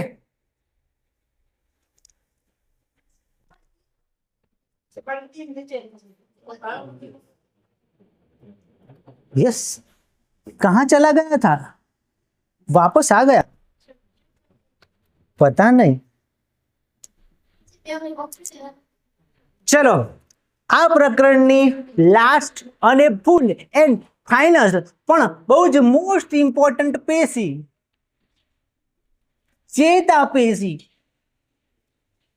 ચેતાપેશી સંદેશા વ્યવહારનું નેટવર્ક. જોઈ લો, આ છે સંદેશા વ્યવહારનું નેટવર્ક. ધ્યાન આપજો. શરૂઆત થાય છે સ્થાનથી કે ચેતાપેશી ક્યાં આવેલી હોય છે? મગજ, કરોડરજ્જુ અને તમામ ચેતાઓ ચેતાપેશીની બનેલી હોય છે. આપણા શરીરની અંદર બધી જગ્યાએ, બહારની બાજુ બધી જગ્યાએ ચેતાપેશી આવેલી હોય છે. મોટા ભાગે મગજ અને કરોડરજ્જુમાંથી આ ચેતાપેશીઓ નીકળે છે. કામ શું છે? કામ ઉત્તેજના સામે અત્યંત ઝડપી પ્રતિચાર આપે. જો ચેતાપેશીનું કામ શું છે? કે તમને કોઈ સળી કરે એ તરત પ્રતિચાર આપવાનું કામ પણ આ કરે છે. પણ એ આપણે 10મા ધોરણની અંદર ભણીશું, બરાબર. એમાં મગજ ભાગ લેતું નથી. એને કહેવામાં આવે છે પરાવર્તી કમાન, બરાબર. એક કરોડરજ્જુ સાથે સંકળાયેલી છે. થોડી તમને એક વાત કહી દઉં એના વિશે. આ અત્યંત ઝડપી પ્રતિચાર એટલે શું? માની લો કે તમે તમારા ક્લાસરૂમની અંદર બેઠા છો, તમારા સાહેબ અત્યારે તમને ભણાવી રહ્યા છે, બરાબર. અને તમારા ભાઈબંધે તમારી જોડે બેઠો છે અને મને ખબર છે કે શું કરે છે. એ ટાંકણી લે છે અને તમને પંચર કરી દે છે. તો તરત જ તમારા મોઢામાંથી અવાજ નીકળશે, આવું, અને તરત તમે ખસી જશો આમ. એ વખતે જેવી ટાંકણી તમારા ભાઈબંધે તમને ઘુસાડી, એ વખતે તરત તમે આવું કર્યું અને તરત ખસી ગયા. એને કહેવાય ઝડપી ત્વરિત પ્રતિચાર, બરાબર. અને એની અંદર એ વખતે મગજ કામ આપતું નથી, કરોડરજ્જુ કામ આપે છે. એના 10મા વિશે વાત કરીશું, 10મા ધોરણમાં. ચલો, ઉર્મિ વેગ. ધ્યાન આપજો મિત્રો, ઉર્મિ વેગ આ કોણ છે વળી? તો સંવેદનાને સમગ્ર શરીરમાં એક જ જગ્યાએથી બીજી જગ્યાએ વિદ્યુત સંકેતોની જેમ પહોંચાડે છે. અને ઉર્મિ વેગ કહેવાય. આ ચેતાપેશી વડે થાય. જુઓ, ધ્યાન આપજો. આ મારો હાથ છે, દેખાય છે? હું આંખો બંધ કરી દઉં છું, પણ હું અહીંયા ટચ કરું છું તો મને લાગે છે મને કોઈએ ટચ કર્યું, બરાબર. જ્યારે કોઈ વસ્તુ તમને અડે, ટચ કરે, તો તરત મગજને સંદેશો જાય, એ કોઈએ તમને સ્પર્શ કર્યું. તો આની અંદર અહીંયાથી જોઈ લેજો, અહીંયા મારું મગજ છે, અહીંયા મારો હાથ છે, અહીંયા ટચ કર્યું, એનો સંદેશો મગજ સુધી કોણ લઈ જશે? કોણ લઈ જશે? આ ચેતાપેશી લઈ જશે. કયા સ્વરૂપે? તો જુઓ, જ્યારે હું અહીંયા ટચ કરું ત્યારે એક વીજળીનો સંદેશો પેદા થાય. વીજળી, તમને નવાઈ લાગશે સાહેબ, વીજળી? હા, વીજળી. પણ એનો વોલ્ટેજ વધારે નહીં હોતો, બહુ સૂક્ષ્મ પલ્સ જ હોય. એટલે વીજળીના સંદેશા સ્વરૂપે તરત મગજમાં પહોંચી જાય, બરાબર. યાદ રાખજો, ભગવાને આપણે બીજું કોઈ વાયરિંગ આલેલું નહીં. આ જ વાયરિંગ છે. અહીંથી ઇલેક્ટ્રોન નીકળે, પલ્સ ઇલેક્ટ્રોન, એ તરત મગજ સુધી પહોંચી જાય. એ કામ આ ચેતાપેશી કરશે. જોઈ લો, મોસ્ટ ઇમ્પોર્ટન્ટ આકૃતિ પ્રશ્ન પૂછાશે પરીક્ષાની અંદર ચેતાકોષની નામ નિર્દેશન વાળી આકૃતિ દોરો અને તેના ભાગોના નામ જણાવી એના કાર્ય જણાવો એટલે આકૃતિ દોરવાની ભાગોના નામ જણાવવાના અને એના કાર્ય જણાવો ઇમ્પોર્ટન્ટ પ્રશ્ન ધોરણ 9 માં તો પૂછાશે 10મા ધોરણની અંદર પણ સેમ પ્રશ્ન આવે છે જોઈ લો તો જે ચેતાપેશી હોય છે એનો આ છે ચેતાકોષ જોઈ લેજો વાવ મજા આ ગયા જુઓ આ ચેતા જે કોષ છે એનો સૌથી બહારનો જે ભાગ છે ને આ જે જાડી જેવા બધા ડાળિયા આલેલા છે શાખાઓ આલેલી છે આને કહેવાય શિખાતંતુ શું કહેવાશે યાદ રાખજો શું કહેવાશે આને શું કહેવાશે ભાઈ શું કહેવાશે શિખાતંતુ શિખાતંતુ ટૂંકી શાખાઓ વાળા પ્રવર્ધ છે ડાળીઓ છે અને એનું કામ શું છે સંદેશો ગ્રહણ કરવાનું શું કામ છે એનું સંદેશો ગ્રહણ કર્યા આવા દે મેસેજ આવવા દે એમ આ બીજો ભાગ જુઓ આ જે ગોળ છે આ ભાગ આ શું કહેવાશે ચેતાકોષકાય બોલો શું કહેવાશે આને ચેતાકોષકાય આ મુખ્ય ભાગ છે જેની અંદર કોષ કેન્દ્ર આવેલું હોય શું આવેલું હોય કોષ કેન્દ્ર અને કોષ રસ આવેલો હોય છે પછી જુઓ આ ભાગ આને કહેવાય અક્ષતંતુ શું કહેવાશે ભાઈ આને એક લાંબો પ્રવર્ધ અક્ષતંતુ કહેવાશે અને આ છેલ્લો ભાગ છે યાદ રાખજો એને કહેવાશે